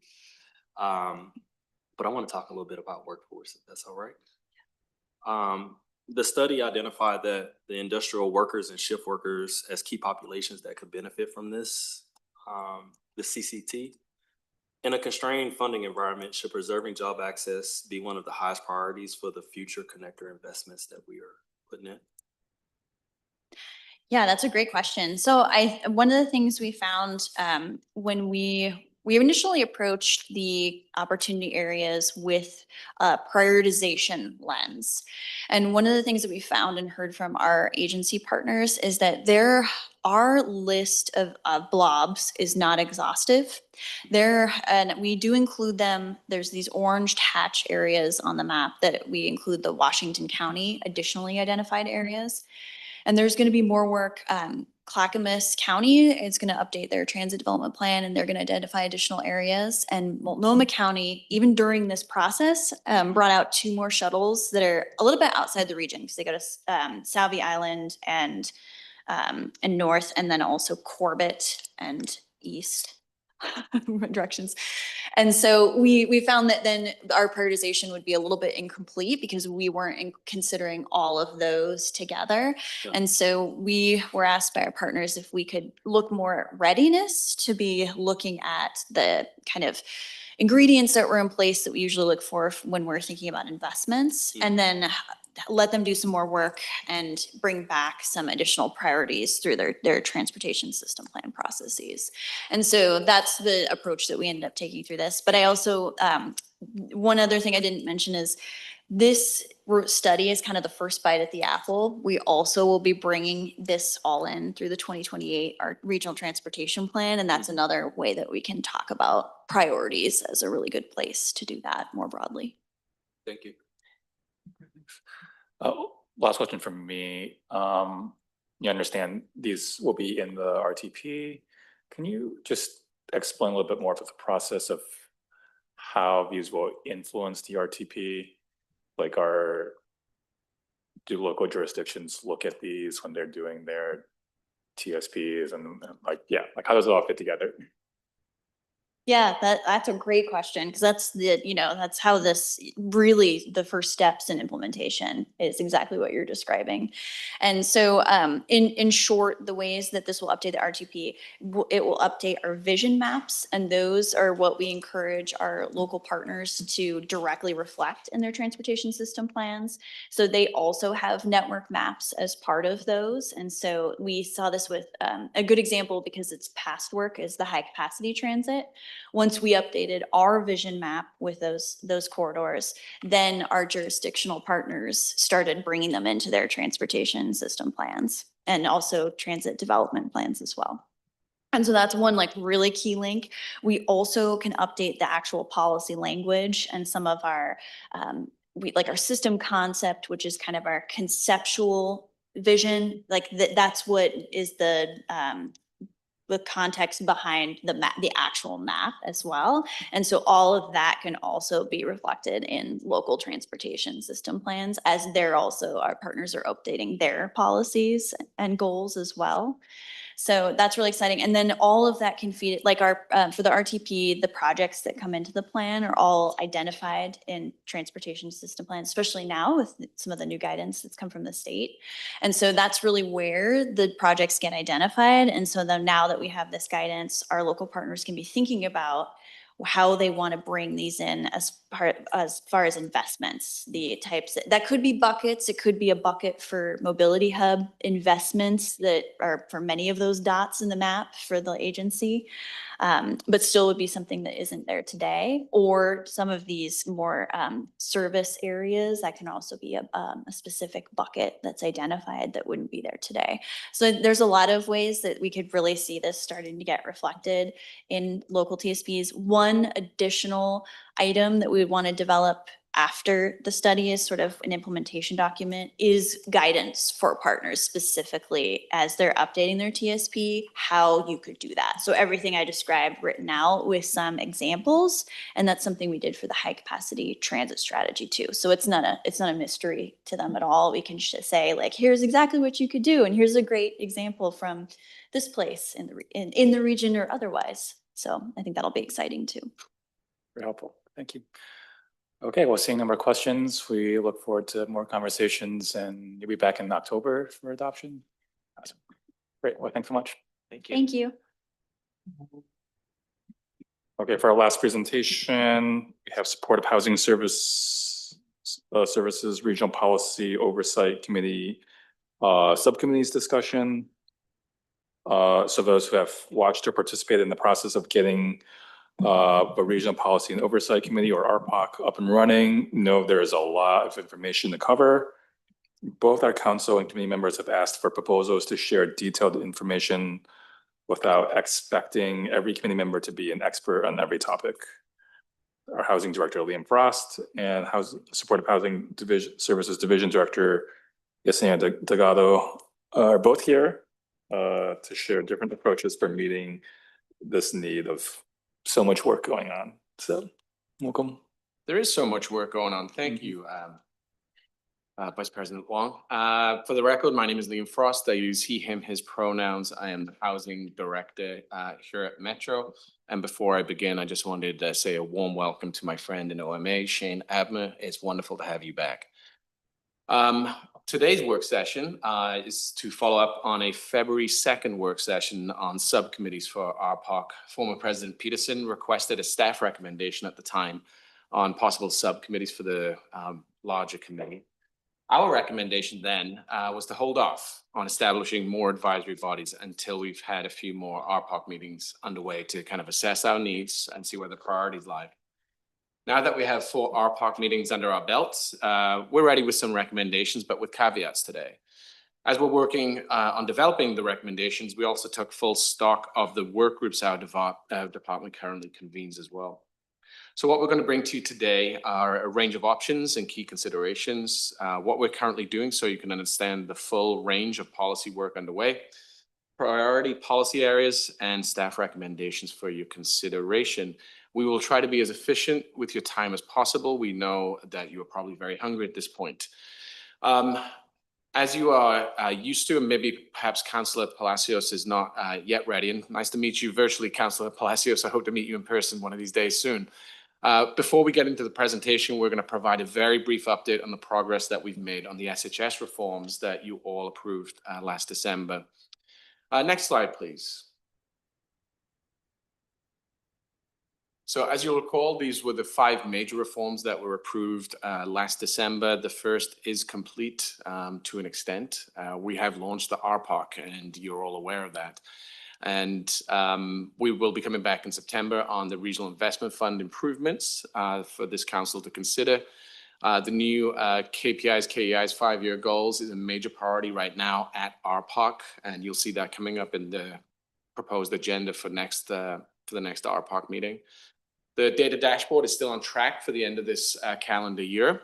And then I think we've landed on or finalized the majority of our administrative rules, all of which you will get briefings on in the future. Next slide, please. These 3 reforms right here represent the resolution that was approved in March of this year to take a deeper dive and be more specific in some of the reform actions that we're taking. You'll hear a little bit from Yesenia later on around continuous quality improvement. The accountability and corrective action plan framework are on track. And the unified regional funding framework, well, that's going to be the biggest part of RPOC's work beginning in January 2027. Our hope is that we will have RPOC approve these endorsed reforms by council, come back to council, and then we can get on with the big work of redesigning the next stage of what SHS and regional homeless services look like in our region. Next slide, please. You will see the agenda coming up for August 12th. For RPOC, we will have a continued discussion on the key environmental indicators, key performance indicators, and the new goals. As Yesenia provided the update to council, I think it was last week, we needed to extend the discussion. There were some new proposals that require more debate and more thorough consideration at RPOC. And so President Gonzalez opted to take that vote in September and have this discussion in August. There will also be a presentation from the Technical Assistance Collaborative on the SHS system evaluation. You may recall that way back when President Peterson convened the President's Work Group, that was a major commitment. That report has now been finalized and will be presented to RPARC in the next meeting on August 12th. All right. Now we get into the content. Skip the next slide to slide 7, please. Thank you. Wow, look at this. We're in sync. So when we use the term subcommittee, it's a little bit of a misnomer because there's a variety of groups that are bodies or entities available to us at Metro, and we're going to discuss the variety of those today, including a true subcommittee for RPARC, work groups, task forces, and potentially a technical advisory committee, which I think you're all somewhat familiar with in other parts of Metro.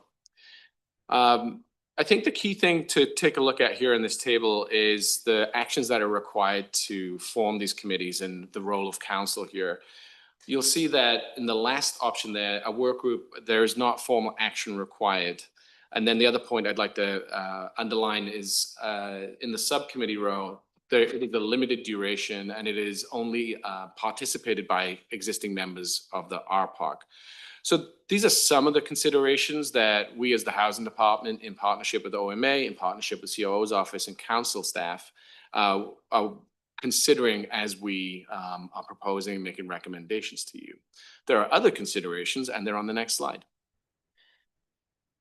So from purely a housing department standpoint, these are the major categories of considerations that we are thinking about when we are considering a new subcommittee or a work group or a task force or a technical advisory committee. I think for me, particularly as the director, I'm going to be looking at that top one, which is what existing commitments do we have as opposed to the emerging priorities and how do they interact and how do they reconcile? You heard me talking earlier around the major body of work for RPARC in 2027. And so to a large extent, we want some flexibility in capacity in case or in the likelihood that we will need some technical advisory committee or a task force to support the work for RPARC in 2027. That said, we also have immediate things that we are obligated to do. You'll hear from Yesenia in a moment, for example, the Tri-County Planning Body made a recommendation to initiate one of these bodies to provide advice on employee recruitment and retention at the service provider level. Next slide, please. And I think I'm handing it over to you. Thank you, Liam. And for the record, I'm Yesenia Delgado. I use she and her pronouns, and I'm the SHS Division Director at Metro Housing Department. So as we continue this conversation around, what potential subcommittees, work groups to form, we just wanted to start with an overview of the active SHS work groups led by Metro's Housing Department. So as you see here, there's an array of different work groups that I won't review one by one, but as you can imagine, we have an administrative rules work group that is composed of service providers and staff at the counties, so that as we as a funder are releasing standards, definitions for our expectations for what happens with SHS funded programming, that people that are on the ground doing the work get to inform those standards and processes, and we have nestled that with best practices that we know in the nation to do that work. We also have the Regional Long-Term Rent Assistance Work Group that has been composed of county staff across the different jurisdictions to work on further regionalizing ARLA, discuss problem solving as they're coming up, and also to work on updating policies and procedures related to this critical funding source and program that we're funding here in our region. All of these are ongoing, like I said, staff groups that we have had for some of them for years since the inception of SHS that we are continue to move through and are a critical part of the problem solving, cross system and sector coordination, and increasing shared understanding for strategies on how to address homelessness in our region.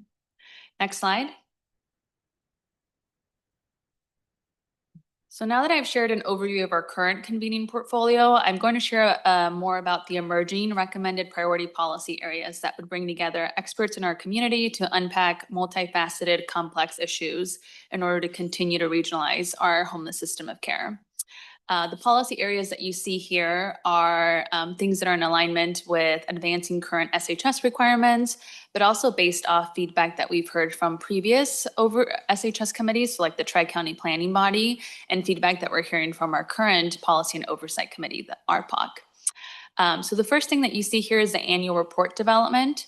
So we have an SHS requirement to develop a regional annual report for SHS that compiles the 3 counties' annual reports and provides an overview of that fiscal year's progress towards our regional goals, highlights opportunities and challenges, and provides a suite of recommendations to Metro Council for how to advance SHS programming, implementation, and oversight the following year.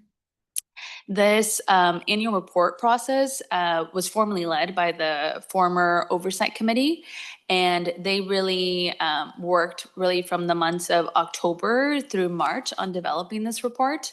And the structure that we had for that Oversight Committee to complete this regional report really made sense for that Oversight Committee. Given where we're at with RPOC and the capacity that RPOC has, staff are recommending that we launch an RPOC subcommittee to conduct this annual report development process that I'll talk here a little bit more about shortly. The next thing that you see here is the employee recruitment and retention goal. So as you all might remember, the Tri-County Planning Body developed six goals, one of which is employee recruitment and retention, with a particular recommendation to Metro Council to convene an advisory body focused on SHS workforce stabilization. The health of the SHS workforce is critical to advancing our regional goals, yet we know that the workforce is struggling and there are opportunities there to further enhance those positions that we fund. Knowing that 68% of staff were in positions whose average wages fell below the estimated 1-bedroom affordability level. Also, 1/3 of staff reported lived experience of homelessness or housing instability. So being grounded in these realities from the workforce, the Tri-County Planning Body recommended that this advisory body that Metro Council supports in standing up would look into recommendations around potential new wage standards for SHS, looking at different classifications of SHS workers across the region. But part of this charge could also be looking at potential regional cost-saving mechanisms that could help promote workforce stabilization and or mitigate programmatic impacts of reinvesting in the SHS workforce. And finally, the final recommendation that they had via the employee recruitment and retention plan was to address recommendations on steps for the region to take and build more robust and meaningful workforce pathways for workers in the sector, focus on education and training, but also on how to support build out compensation ladders for the SHS workforce. So that's a little bit more about that emerging priority policy area that's coming out. There's also been conversations around the future for continuous quality improvement. So Metro Council passed a reform to adopt a continuous quality improvement framework, or CQI, that supports with system-wide inefficiencies. And we as staff have been working to develop a regionally aligned homeless system where partners use a shared continuous quality improvement framework to consistently identify barriers and improve performance and achieve better outcomes for people experiencing homelessness. So at the last RPOC meeting, we shared an update around where we're at with this body of work, providing our initial analysis. And there was an array of feedback from RPOC members around the what and the how and at what altitude CQI should be applied for our region. So we're still kind of processing all that feedback and coming up with next steps to follow up on RPOC. But I will note there was some feedback and some synergy from RPOC members to potentially launch an CQI subcommittee that would continue to lay the groundwork for setting up a continuous quality improvement framework in our region. And the final bullet that you'll see here is around unpacking a work group that could focus on the mechanisms and policy recommendations for what future funding would look like for an enhanced homeless service system and affordable housing production in our region. So that is like an ongoing body of work that we're continuing to unpack and work through as we head into some of these renewal timelines. Next slide. So now that I've shared with you a little bit more about the emerging policy priority areas, I just wanted to talk a little bit more about, at this point in time, what staff is recommending based on where we're at in the timing of a calendar year to advance SHS requirements. So given that we're about to receive the county annual reports in October, we are recommending that we launch an annual report subcommittee.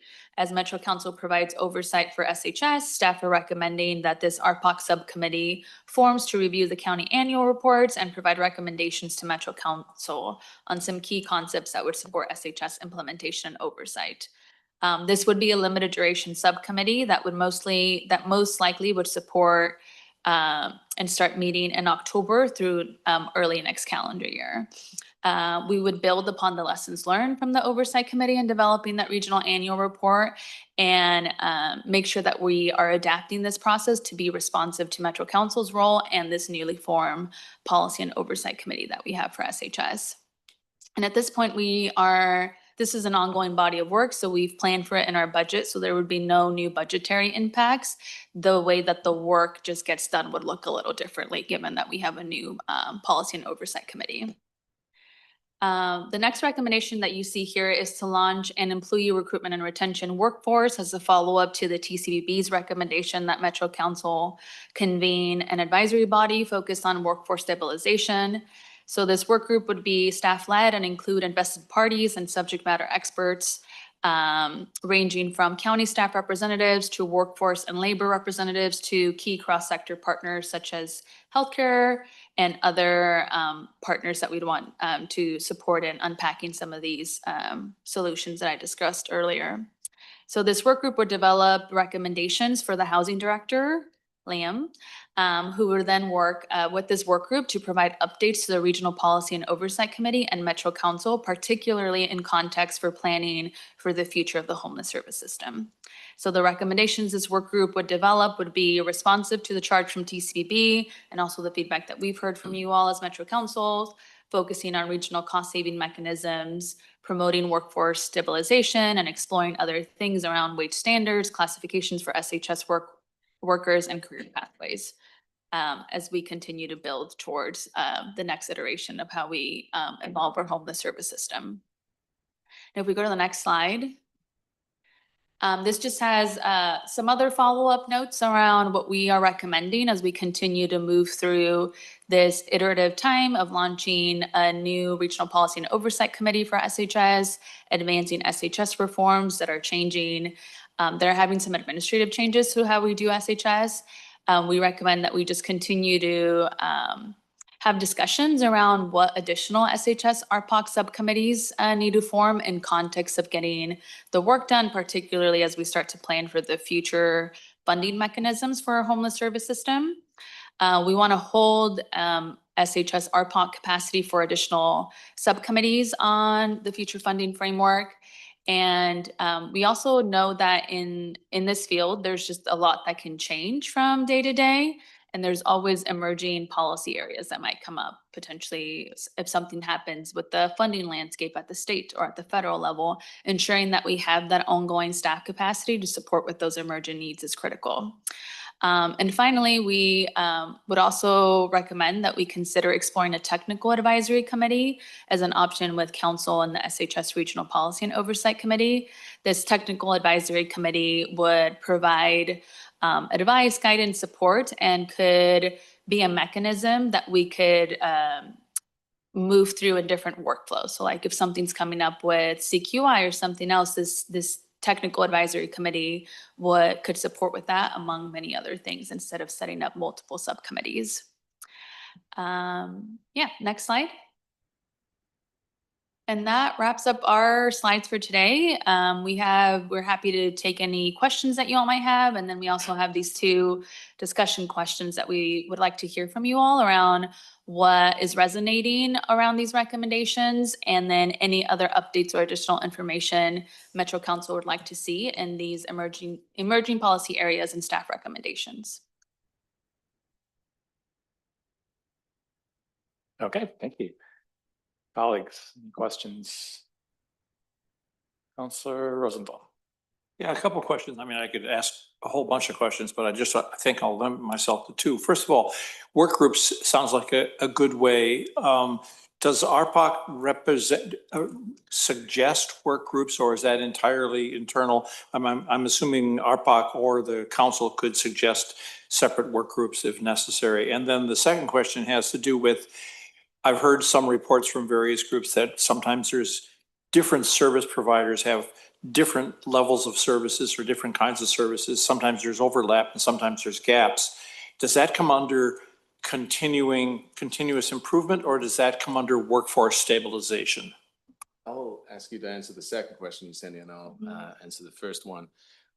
So there's no requirement for a specific action to form a work group. That said, we would want to be soliciting any kind of input that we would need to form that work group from Metro Council, potentially COO's office, and potentially RPOC. In this specific recommendation that we are making today, it's a little bit unique in that the baton was handed over from a previous committee to continue this work. I think you've all been briefed on this at this point individually. And so we're not recommending any formal action for this specific employee retention and recruitment work group, but we do want ongoing consultation for this specific one. In the future, the formation of the work group might look a little different, but to be more precise in answering your question, Councillor Rosenthal, I'm not aware of any action that's required in our code to form a work group. And so the duration of this work group would sort of be at discretion. Correct. Yeah, and thank you for that second question, and you're absolutely correct. Different service providers do fund different services, and sometimes it's intentional. For example, sometimes the service provider is only committing and has the infrastructure to provide shelter services.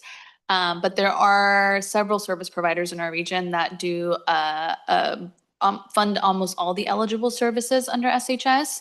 And to your question around what happens when some of them aren't or are, there is ongoing oversight practices that Metro conducts, but also our county partners do to ensure that whatever services they are being funded to do are being funded to the best of their ability. So there's oversight functions like reviewing reports or monitoring where either Metro or the counties go out and visit to ensure that the things that they are saying that they're going to fund and how they're going to do it is being met.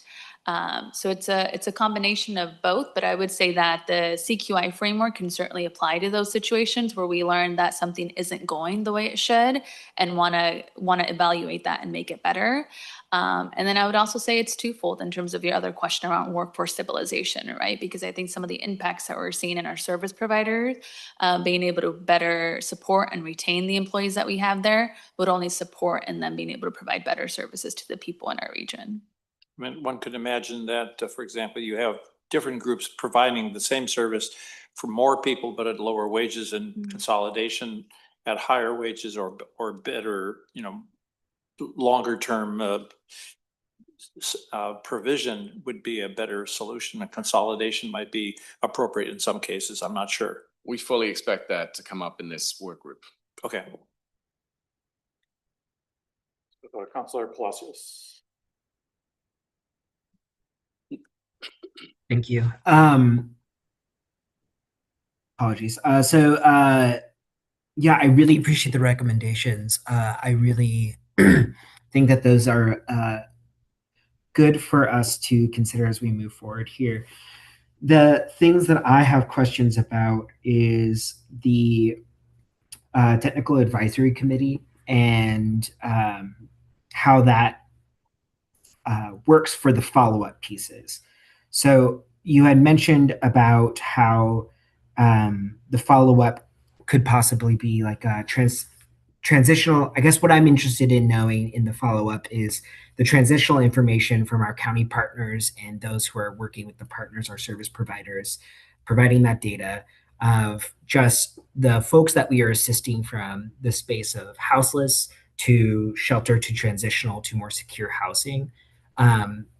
I'm interested in how we can best get that information, as well as whether the systems between our three partner counties are similar in how they provide that data to us back. Just because I've looked back at some of our SHS reports from the counties that we've posted, and there are differences. And so that's just kind of where I'm interested in how we can better streamline the information that's coming back to us and informing decisions. Yeah, thank you, Councilor Palacios, for that question. And I'll note that, when SHS started, each county had their own infrastructure, their own data systems for how they did the work. And part of the work in progress for SHS has been to streamline all of those individual county processes into one regional structure. So there's been a lot of iterative process with our data methodologies, with our annual report and quarterly report templates to ensure that the data that we're getting across the region is comparable and we can run regional analysis and information. So I think we've gotten to a good place, in this last year. And a lot of that is as a result to the previous and former SHS Oversight Committee that even in their annual report process was developing a lot of recommendations around how do we further enhance and develop the reporting structures that we do have so that we could be clear on, for example, how transitional housing is tracked and ensuring that that's under the shelter bucket and that we can see the outcomes that are coming out of that. So I would say we've done a lot of work and there's still some work to be done and to ensure that we have the same tools, definitions, and standards across the region, and that we then as Metro can review that, analyze that, and use that information to make decisions about the future for SHS and continue to adapt and be flexible and ensure that the system is as responsive as possible. Thank you. That captured my question very well. Sure, thank you so much. I really want to appreciate the intentional approach to deciding which paths we take. And I do broadly support the staff recommendation, in particular, using the work group, which I think is the best of all worlds, where you do have the long-term durability, so you're not on a short sprint like a task force. And you're also not only reliant on the members of the committee. I do think that at Metro, we're always tempted to do a technical advisory committee, and your department is full of brilliant people. We know a lot of additional brilliant people, but at this moment in time, we cannot come up with the perfect technical solution without the politics being there, because at the most essentialist level, the moment we're in is the tension between status quo, which is we are just funding 3 disparate systems that will never merge into one, versus finding the places where we can lean into creating one system that works better and more efficiently because it is one system. And yes, that is informed by good technical recommendations, but the politics there are that the counties are going to have to give up some level of control. And the counties are also going to have to work with their cities and with Metro. And the counties are going to have to work with each other. And they're going to have to show respect to each other. And that does not mean that we agree that every county is doing everything perfectly, but the level of disregard for another county and what they are experiencing is at the highest it's been in this moment. So that is why I think we have to plug forward, considering as much the technical as the political. And I would encourage us to move forward as you've described it in all of those areas. First and foremost, looking at the people who provide these services and the work that we need to do to make those jobs supported and enduring. And then we also need to make sure that we are fully committed to the future of SHS. And then the work on the other sub areas will follow. Thank you so much for your comments, Councilor. Really appreciate it. Councilor Simpson. Thank you, Deputy President Wong. Second all of that times 10, what Councilor Lewis just said. And I do want to say welcome back, Mr. Atma. It's good to see you. I'm really supportive of the work and the structures y'all are putting in place that help solve problems, but I'm also mindful that we're asking a lot of our volunteers, our service providers, and people with lived experience. What confidence do you have that the additional committees will produce high value to justify the additional time commitment we're asking from our community? Thanks for the question. I'll be quick before I hand it back over to our SHS director here. The list of considerations we presented earlier, that's kind of the articulation of the concern or the question that you just issued, Councilor Simpson. It's my concern too. I do not want to stand up a committee for committee's sake. it's a process, not an end in and of itself. We have to be very clear about the scope of each of these bodies, and we have to be clear about those deliverables too. If we're not doing that, then we are wasting people's time. Right. And I think the other thing I heard there in your question is around like, will like the people and volunteers buy in and how do we support them through that? And I think that those are ongoing structures that the division is really exploring and eager to continue to show up for in community with. So we're not just extracting information and then putting it into something else, but what does it look like to intentionally lead these work groups? You know, are there stipends available for people whose time we need to compensate? So we are thinking through all of those processes to ensure that whatever feedback we're getting, that we're closing the loops on them and making it really clear where those decisions are going to go and what the follow-up is needed for them. Listen, as somebody who has done community meetings now for almost a decade, childcare, food, stipend. That's the bare minimum we can provide for our volunteers to show up and give their expertise to us for us to shape policy. Thank you, Councilor Simpson. The only thing I'd like to add there too is that the Metro Housing Department is chock full of amazing, adaptable, flexible staff. And we've had to iterate and be responsive over the last few years.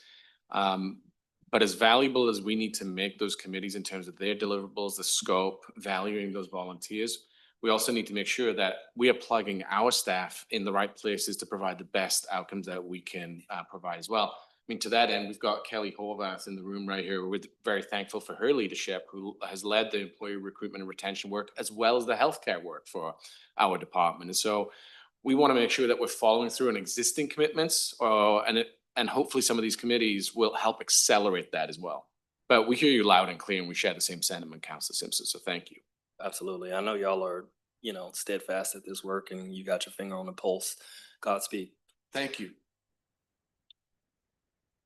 Well, I like where you all are headed. I do have a question on the continuous improvement framework and where that's going to live. I know Cole and his team have been quite active on it and doing a lot of research. Where is the space for the regional element of that? I think we have various stakeholders that have different levels of interest, but I do think it's something that we talked about in our March resolution. Well, I think you will have noted today that that was the one area we did not assign a work group or a subcommittee or a task force or a technical advisory committee. We are going to continue to work with Councilor Lewis, yourself, Councilor Wong, and then President/Chair Gonzalez to seek more direction and to provide you all with information around what makes sense. We're still in the early stages, I would say, of providing that kind of information that councils might need. Yeah, that sounds right. And we are coming back to RPOC this fall, especially given some of the questions and feedback that came up from several committee members around like, why are we doing this and like at which levels? Like, I think that it's important to like answer those questions at the committee first before we dive into like what would be next and what would be a potential charge for that subcommittee and what would they be working on. But like, as you mentioned, we do have a pretty large committee, and getting them all grounded in the same information and speaking the same language around CQI is a critical first step in launching this work. And that's, you want everyone on RPOC to have the same shared language, or is there like I guess we can have further discussion on this offline, but I do think there needs to be a container for that work. That's just not our staff. I think you're right. The question is, where does it live? And the debate that Yesenia is referring to at the last committee meeting, there were very disparate points of view. Some were saying, why is this even coming to RPOC? This doesn't seem like it rises to the level of this regional discussion. And then there were others that were saying, this is the thing that needs to unify our system through CQI. So I think there's some reconciliation that needs to happen at the committee level. And we'll be looking to you, Councilor Wong, Councilor Lewis, and President Gonzalez to help us get to that point. We want to get there soon. It's the only reform that was approved in March that doesn't have a timeline, but we're really eager to reconcile that so we can move along. Very good. Okay. All right. Thank you.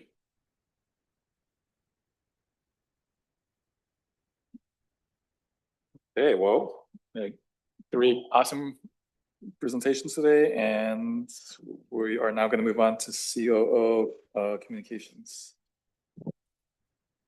Thank you. Deputy President Wong. Today we have an update from Director McGuire on the most recent RWAC. Try not to say RPOC. RWAC, Regional Waste Advisory Committee. Lots of acronyms. Good afternoon. Again, I'm Marta McGuire, Director of Waste Prevention and Environmental Services. Thank you for the time today to give you an update on the July Regional Waste Advisory Committee meeting.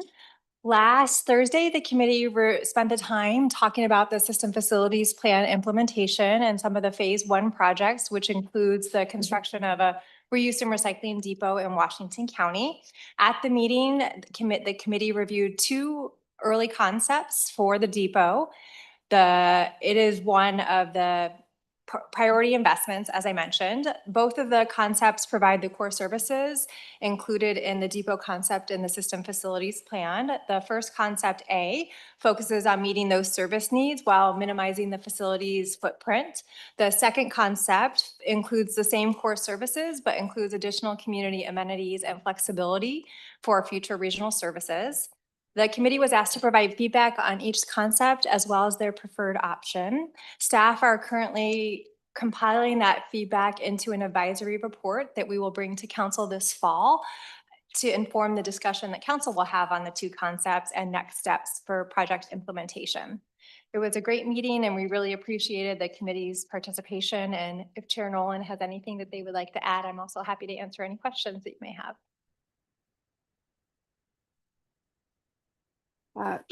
Thanks, Marta and Mr. Chair. I agree with Marta. It was kind of a fun meeting. Lots of interchange among the committee members. Good discussion, learning about different aspects of the 2 options that staff presented. I think we're not quite done with the recommendation RWAC will bring, but I think we got a lot closer from yesterday's meeting or Thursday's meeting. Good job. Okay, Councilor Rosenthal. Yeah, just a quick question. When you say one of the options is a sort of a minimal footprint, I mean, how minimal is minimal? Does that mean just one guy standing on the corner answering questions? Or, I mean, you're talking about like a couple service bays or something like that? I'm happy to share the detailed concepts with you. We do have handouts for both of them. They both, in terms of they have different size footprints. So the option A, which we're calling the compact depot, has a little bit smaller of a footprint than option B, which is the optimized depot. Some of the differences include in the larger footprint option, more community space, sustainability plaza, additional community amenities, as well as preserving a little bit more of the land for potential future needs, such as if you wanted to put a RID crew out there or stage a parks crew, it gives you that, versus the first option is designed just to fit the footprint of those core services. However, in both, as you may recall, we had purchased 12 acres in Cornelius. They both use about half of that acreage. So in both, there's remaining land that would return back. Okay, thanks. If I might add to that, Mr. Chair and Marta, the committee also talked about, which generated from the group itself, the possibility of returning some of the land if we move forward with the option that has less community meeting spaces and things like that, that we might be able to return some land that's zoned industrial to the open market. It's not a 25-acre site like we talked about earlier today, but it could support jobs working in traded sector activities, but on a small scale. And I was really fascinated that the committee members brought that up themselves. And they also brought up that if we wanted in our economic development decisions to do that, it also returns property to the taxable rolls of the city and the county. just a factor to consider. Lots of good discussion, as I said. I think we'll have some ourselves. That was great. Okay. Thank you. President. Thank you for the Thanks so time. much. Thank you. All right, Councilor Communications. Yeah. Councilor Lewis. Sure, thank you. Just want to celebrate the work of everyone in Clackamas County who broke ground with me. And we celebrated Hillside Park buildings D and E, which are well underway for affordable housing development in Milwaukee. Happened on Thursday. Awesome. Councilor Rosenthal. Thank you, Chair. Just first, I wanted to had the opportunity to attend an economic development group put together by the East Multnomah Soil and Water Conservation District about the importance of agriculture in our economy. We visited 3 important sites. One site was the Oregon, I get to OGC, Oregon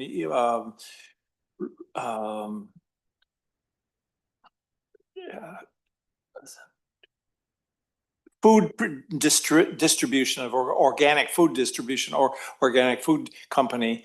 It's the largest distribution site in the country. And it's really quite amazing. It's a very well-run operation, very high attention to recyclables.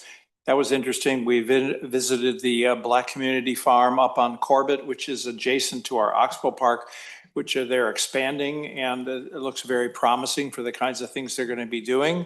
And then we visited a 100-year-old nursery farm that is providing a lot of services, particularly nursery products to the East Coast, and they use a soil retention process that keeps from exporting soils. It exports bare roots. There was both very inspiring kinds of visits. Secondly, I want to report that there's the Korean Society of Oregon had a festival this weekend in the Reser Center in Beaverton. And if you have never heard a Korean music, K-pop, rock, fusion band, well, then you haven't experienced everything. It's really quite amazing. Councilor Palacios. Thank you, Deputy President Wong. I just wanted to give a really big thank you to all the Metro staff. In the past couple of weeks here and into the future, it has been incredible being able to work with you all and get information and just get situated. And so I really am appreciative to the staff at Metro here, as well as my colleagues on the council. And then I also just want to say thank you for your patience with me today. I am recovering from a nasty seizure and concussion. So I really appreciate you all. Well, please take care of yourself. Okay, well, seeing no further discussion, the council meeting is adjourned. Our next regular